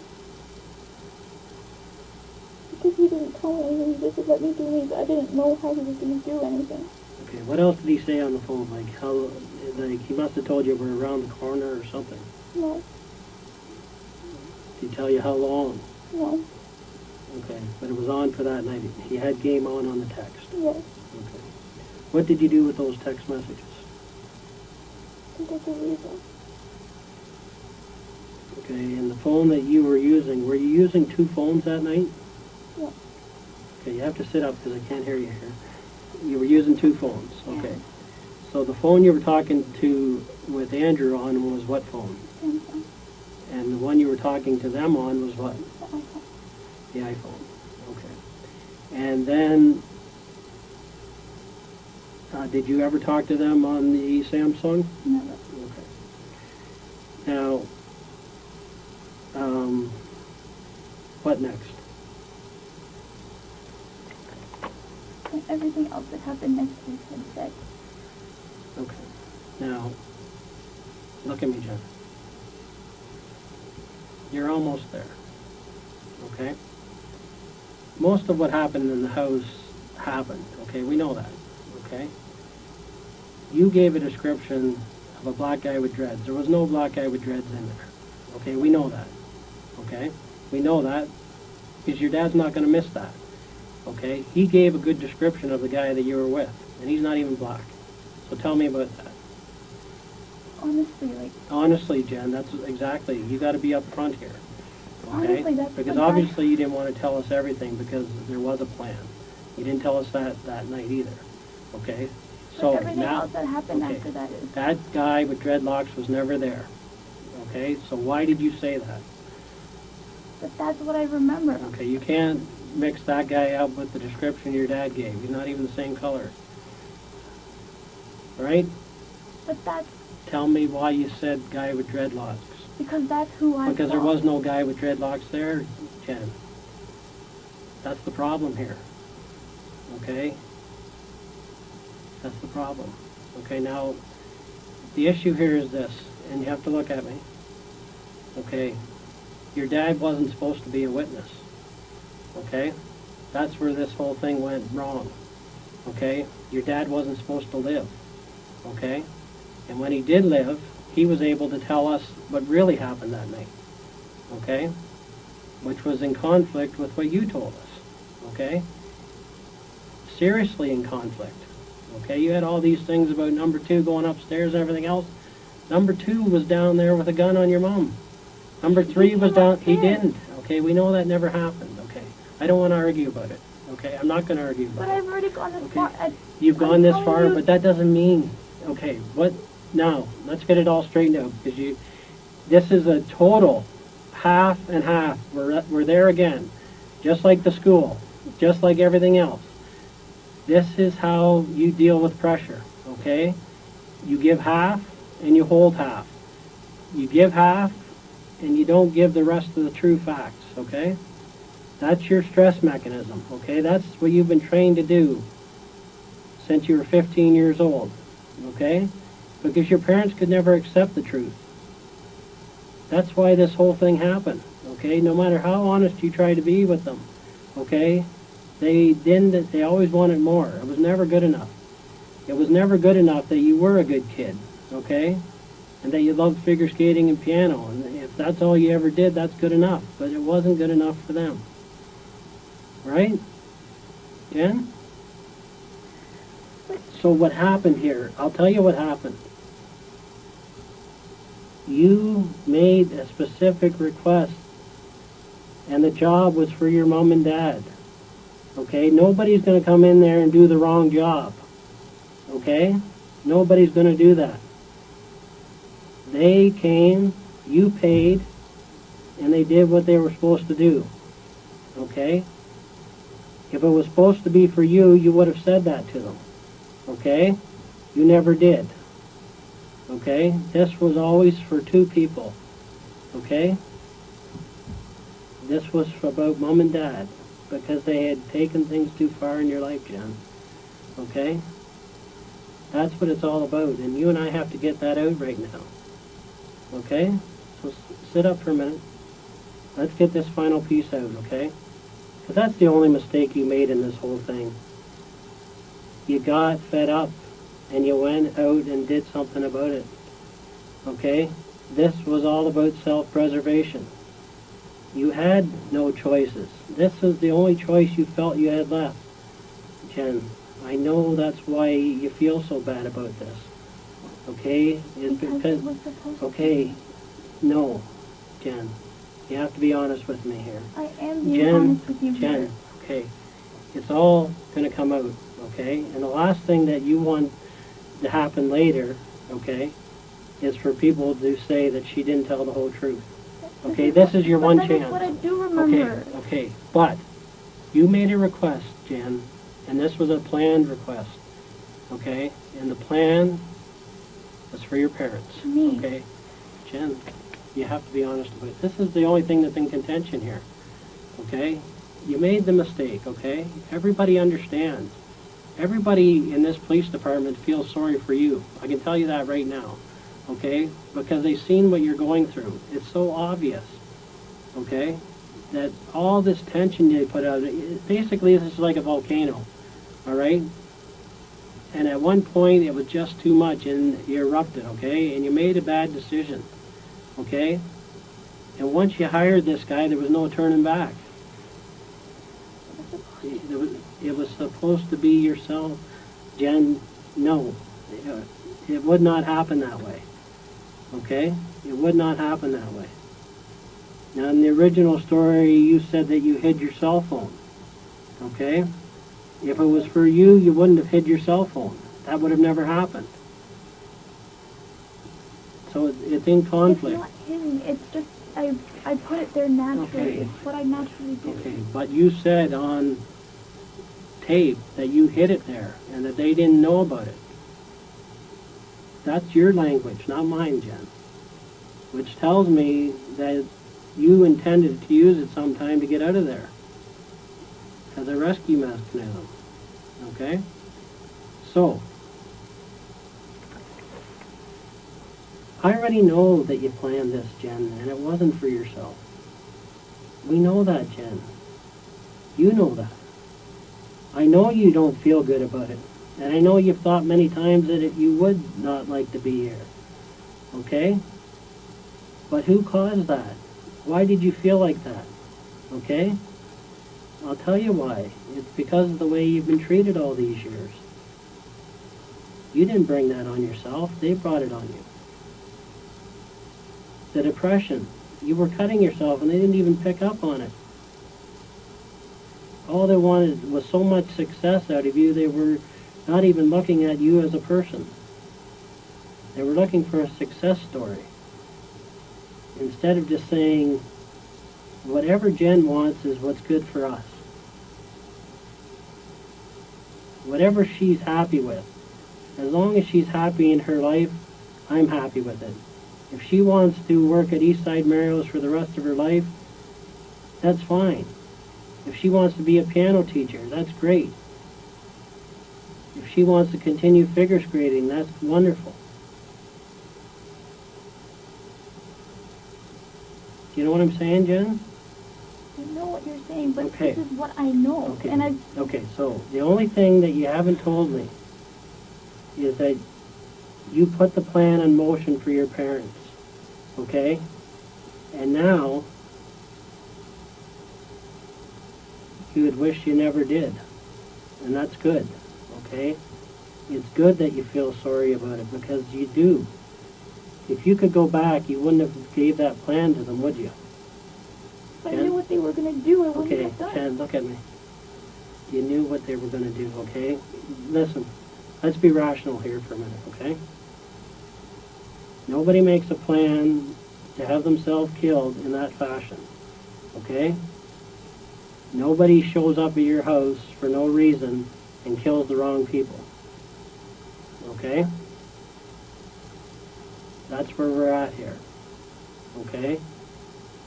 That's what you're afraid. You're afraid to say that you made that mistake. Don't be afraid, Jen. Just tell the truth, okay? Because we're getting into what's happened to you all your life, okay? I know exactly when and when you're not telling me exactly what happened, okay? You got to give us some credit here. This is all that I do, okay? And you're halfway to telling the whole truth, okay? This is another case of making something up in hopes that somebody will listen and accept it, okay? I can't accept it, okay? You know that and I know that, right? I can't accept that when I know it's not true, and I don't like to see you doing this to yourself. You're just beating yourself up some more here.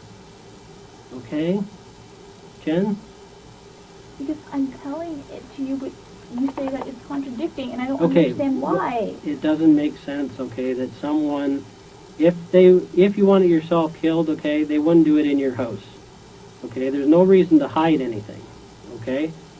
Someone can just walk up to you and shoot you somewhere where you're by yourself and nobody knows about it and they walk away. But I'm never by myself. Okay, at any time you can go out. You were by yourself all day. But they said they can't do it in the daytime. Okay. So you could walk out the front door and they could have shot you there and ran away. Like, they didn't have to involve other people, and that's why it doesn't make sense. You could have walked out on the front porch and that'd have been the end But of it. I'm not supposed to leave the house. Okay, but you've done it before, right? Right? Not since they started watching me Okay, better. but that night you could have walked out that front door and no one would have known the difference for 2 seconds.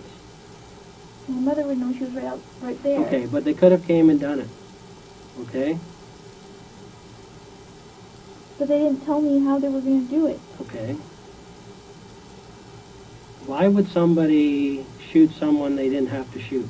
I don't know. I can't figure that out. And actually not shoot the person they're supposed to shoot? I don't know. That's what I'm trying to figure out. Okay, why didn't you tell us this that night then? Because I was scared. Scared of what? Telling the truth? Yes. But I wanted to die. But Okay, instead, but listen, if you wanted to die, you would tell us everything because it wouldn't matter. Jen? If you really wanted to die, you would tell us everything because it doesn't really matter. Right? It does matter because the wrong person got hurt. And my dad is suffering. I appreciate that's what happened in the end, but that's what was supposed to happen. Okay? The good thing about this is your dad did live. Okay? He did live. And that went against the plan. Okay? He wasn't supposed to make it through. And he did. So that's a good thing. Right? That's a positive in this situation. Right? Jen? My dad's hurt. How can that be a positive? Okay, but he's not dead, is he? No. Okay? And this thing started out with him supposed to be dead. No. Okay? Jen, there's just no doubt about that. Okay? There's no doubt about that. Okay? And you got to remember, we're all over this case, okay? And when you say something that's going to contradict what other people tell us, okay, that the order was for mom and dad, that's not going to look good, is it? When it comes from someone else. Right? Because we're going to solve this thing, okay? We already know what happened. So I'm not in here guessing with you. I already know what the order was from you, okay? And I have to sit here with you and let you get that off your chest, okay? I know it's not easy, and that's what you're worrying The about. order was from me, but it was for me. Yeah. No, it was for your parents, Jen, okay? And that's hard to say, I know that.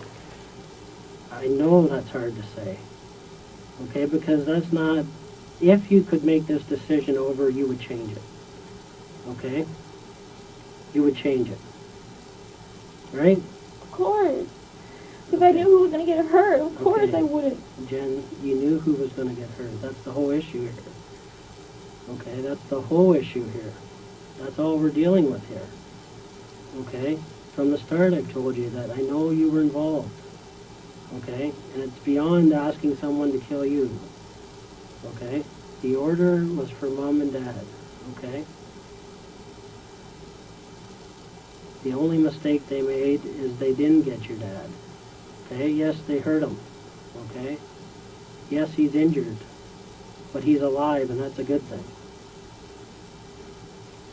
And as I told you earlier, this happens to 300 families a year. 300. And it's always because of the same thing, Jen. The people reach the end of their rope. It's the last straw, and they make a mistake. And I agree, once you put those wheels in motion, you know, it's hard to stop it. It's very hard to stop it.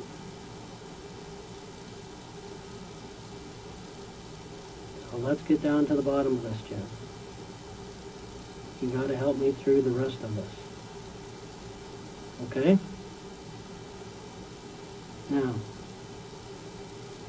the only thing that's an issue here today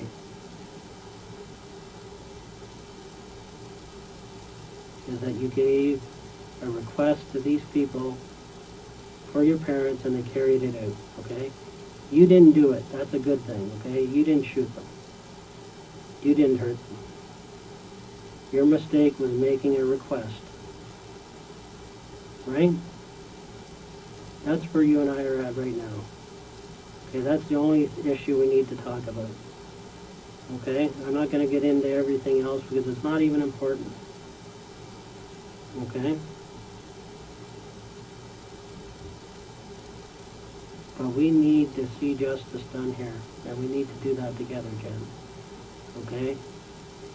And there's only one face to justice, okay? That's the face of truth. Right now, we only have half that face, okay? I need to see the rest of it, okay? We're only halfway there, okay? You made the mistake of asking them to do it, okay? You asked them to do your parents. It's as simple as that, Jen, okay? And they did, or they tried to, okay? But you're sorry that this happened, right? Okay, that's what the whole key is here. Everyone wants to know, is she sorry? Because everyone knows that you did it, okay? What they want to know is, given a chance and turning back the clock to that day, would you do it again? No, right? This was a one-time mistake, right? Jen? Okay. You gave them the plan for your parents, right? That's all I need to hear. No. Jen, you did. No, and this is not going to go anywhere because I wanted them to kill me. Okay, maybe you wanted that to happen as well, okay? And maybe things got so bad that that's how you feel, okay? But your parents were brought into this, okay, on your request. Yes, Jen, this was your request. Okay, and that's what we have to deal with, okay, and that's what you're afraid of here today. That's what you're afraid of. No one's thinking bad of you here. Everybody understands what you went through, okay, and what you are going through, okay, but what people are looking for from this young woman today, you know what they're looking for, Jen? To know that you actually are sorry, okay, that you're sorry that you made the request for your parents, okay. It wasn't for you. We're past that, okay? I don't want to talk about that, okay? The request was for your parents and your parents only. That's it, okay? That's what you put in motion. That's what happened, okay? We know that, okay?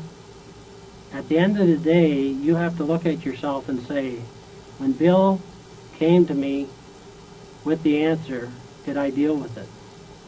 Okay, because that's where people are going to be looking at you now from. They're going to be saying, what did she do when the police knew and confronted her with the truth? Did she face reality and admit the truth, or did she run from it? Does she even care what happened? Of course I Okay? know what happened. Okay, so you have to prove that now, Jen, because the only way you can prove it, that you really care, is that you admit that you made a mistake. I did make Okay? a mistake, Okay. but We have to get that on the table, though, and it's not about you, okay? It's about them. It's that simple, okay? It's not complicated, okay? Is that what you want me to say? But that's not Yes. how what happened. Tell me though. what happened. I want you to tell me that you made the plan for your parents. But Okay, that's we're not- going to get to the rest of it anyways, okay? We already, like, I'm in here, okay? There's 20 other investigators on this case. I'm only dealing with the truth as it regards to you, okay? There's a lot more things that you don't even know that I know. That's why you're not going to be able to tell me things, okay, that I don't know already, okay? So I will know when you're telling me the full truth. I already know you made the plan, so I can't just say, okay, yeah, don't worry about it, you made the plan for yourself, when I know that's not true, okay? You got to know that I already have the answers, okay, or we wouldn't be sitting here, okay? So I do need you to tell me that you made the plan for your parents, okay, because that's what really happened, Jen, okay? I'm not asking you to lie to me. I'm just asking you to tell me that you made the plan for your parents. That's where we're sitting here right now trying to deal with, okay? That's a big hurt for you, okay? Because I know that you still have love. It's like a love-hate thing, and that's what happens in people's lives, okay? You love them to death, but you can't live with them. You can't live with the situation anymore, okay? That can happen in life. It happens all the time, okay? And essentially, you got forced into a corner here, okay? You didn't have any other choices. 24 years old, Jen, and you're not allowed to make your own decisions. A prisoner in your own house. 9 o'clock curfew. Again, I'm just surprised it never happened before this. Everybody's going to understand that, Jen. But why they're going to understand it? You know why they're going to understand it? Because that's the truth. What people don't understand is when people tell half-truths. They recognize it right away. They recognize that that's not what really happened. Okay, that's not what really happened. Okay? You've spent a lifetime trying to get around people, and all it has ever done is hurt you more, Jen. You missed out on an education because you tried to fake it, okay? You missed out on things that made you want to kill yourself. And you realize that. And it reached a low point, to the point where if you don't care about yourself, you can't care about other people. You know what I mean? You can't care for other people if you can't love yourself. And that's where this got to, Jen. And I don't blame you. But we need to understand this together, right? We need to have a resolution here. Okay?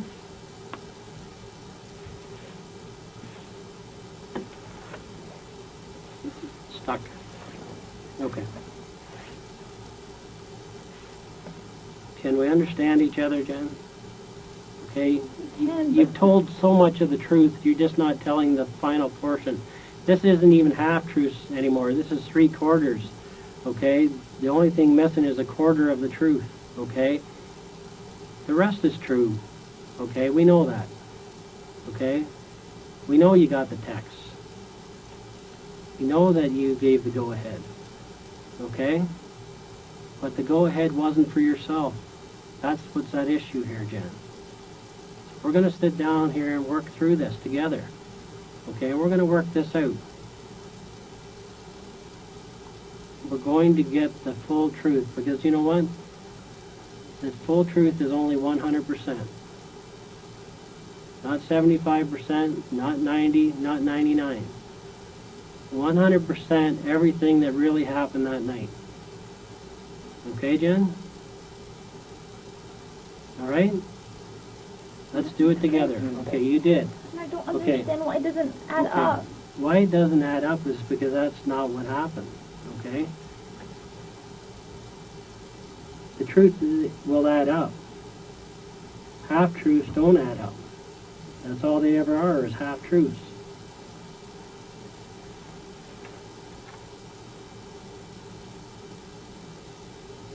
Now we have to understand each other, Jen. All I need to know, well, you've already told me that you made the plan. Okay? The only issue we have here is that you made it for your parents, and we know that. And I need you to tell me that.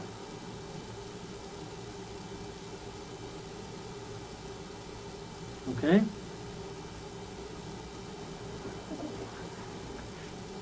Okay?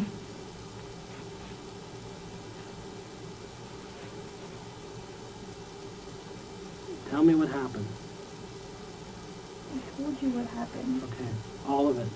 You did. Okay, all you have to do is tell me right now that, Bill, yes, I made a mistake. Bill, yes, I made a mistake. This plan was for my parents. That's that's the only issue here.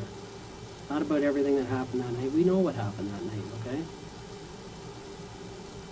But we also know that you made this plan for them, not yourself. Okay? Or it's not going to go to that. Okay, give me a second.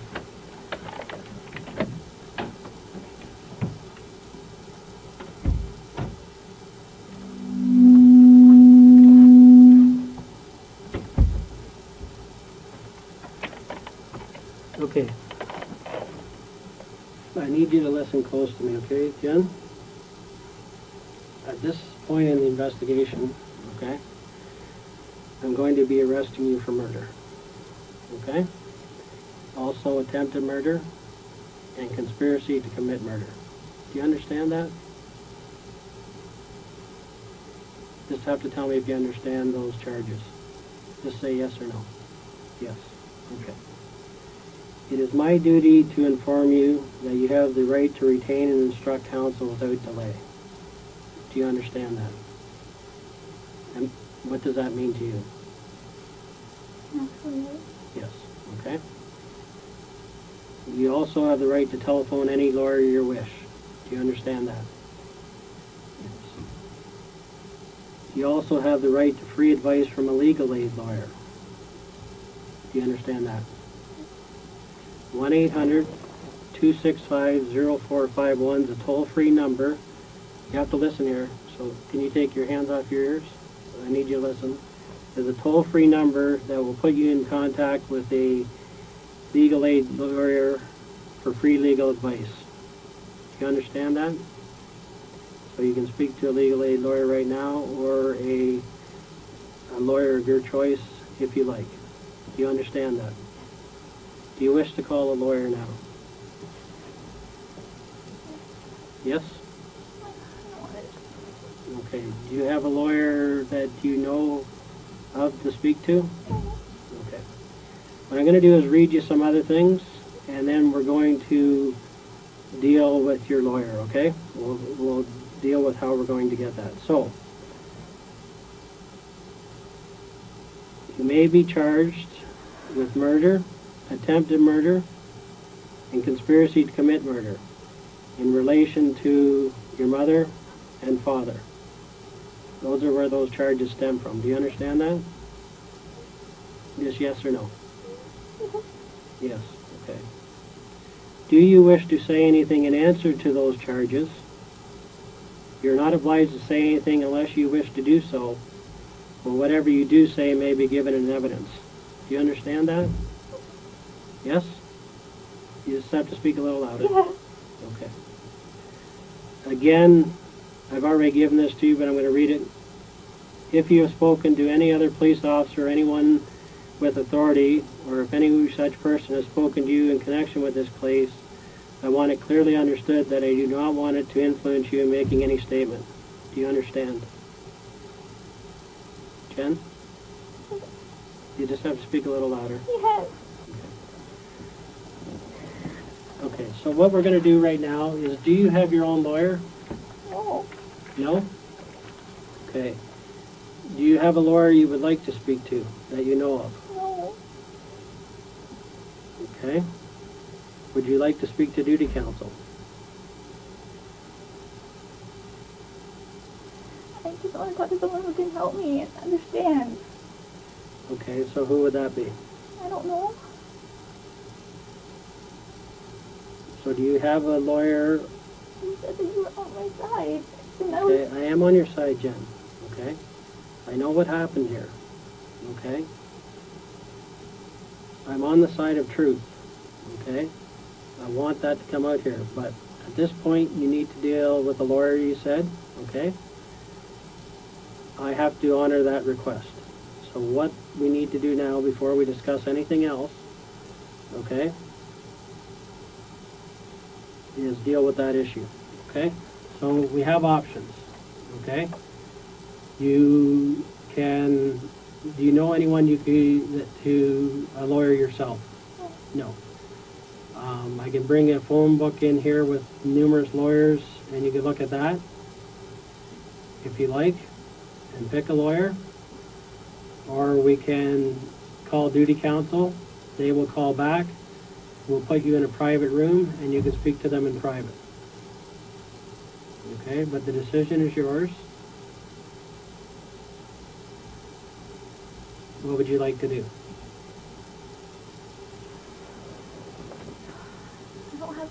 I don't have any idea what to do. Okay. You do want to speak to a lawyer though, you said. That's your decision. So I have to accommodate that now.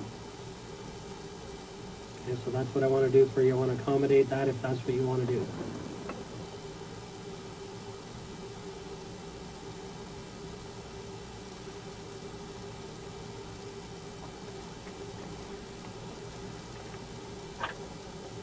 Okay? Do you want me to call duty counsel for you? Okay. Okay. Or is there any other lawyer that you would like? I don't know any. Okay. So at this point you wish to speak to duty counsel then? Sure. Okay. So what I'm going to have to get you to do is actually empty all your pockets on the table here. Okay? Can you... I have to tell people who are expecting me that I will... Who's that? My uncle. Okay. We'll speak to them. Can you stand up and just empty your pockets? Just put it on the table here. Okay. Okay. Anything else? Just pull those pockets? Okay. Nothing else? Okay. So just have a seat for a minute. I'm just going to check your coat. Okay. Okay. So just sit down.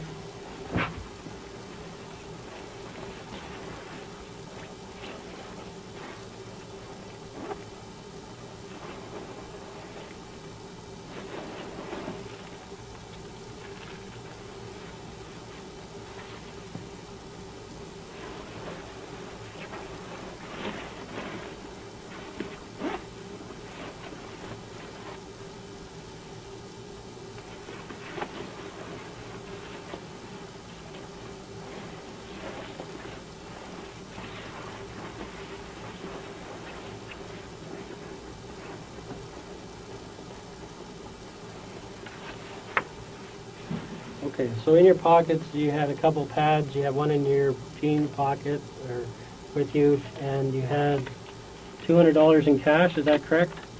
Did you have any more money? No. Okay, and then you have this change here. Is that correct? Yes. Anything else? No. Okay. And your cell phone, which I have here. Okay. So in change, I have 25, 35, 45, 55, 65, 75, 85, 95, $1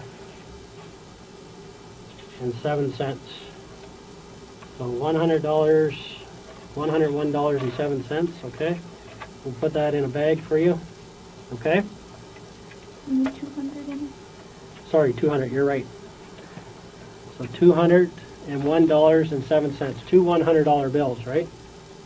Okay. That will be kept with some property for you when I come back in, okay?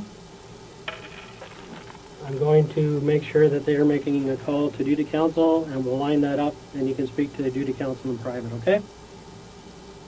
All right? Do you have any jewelry around your neck at all? Okay? All right. Hold tight while we do that, okay?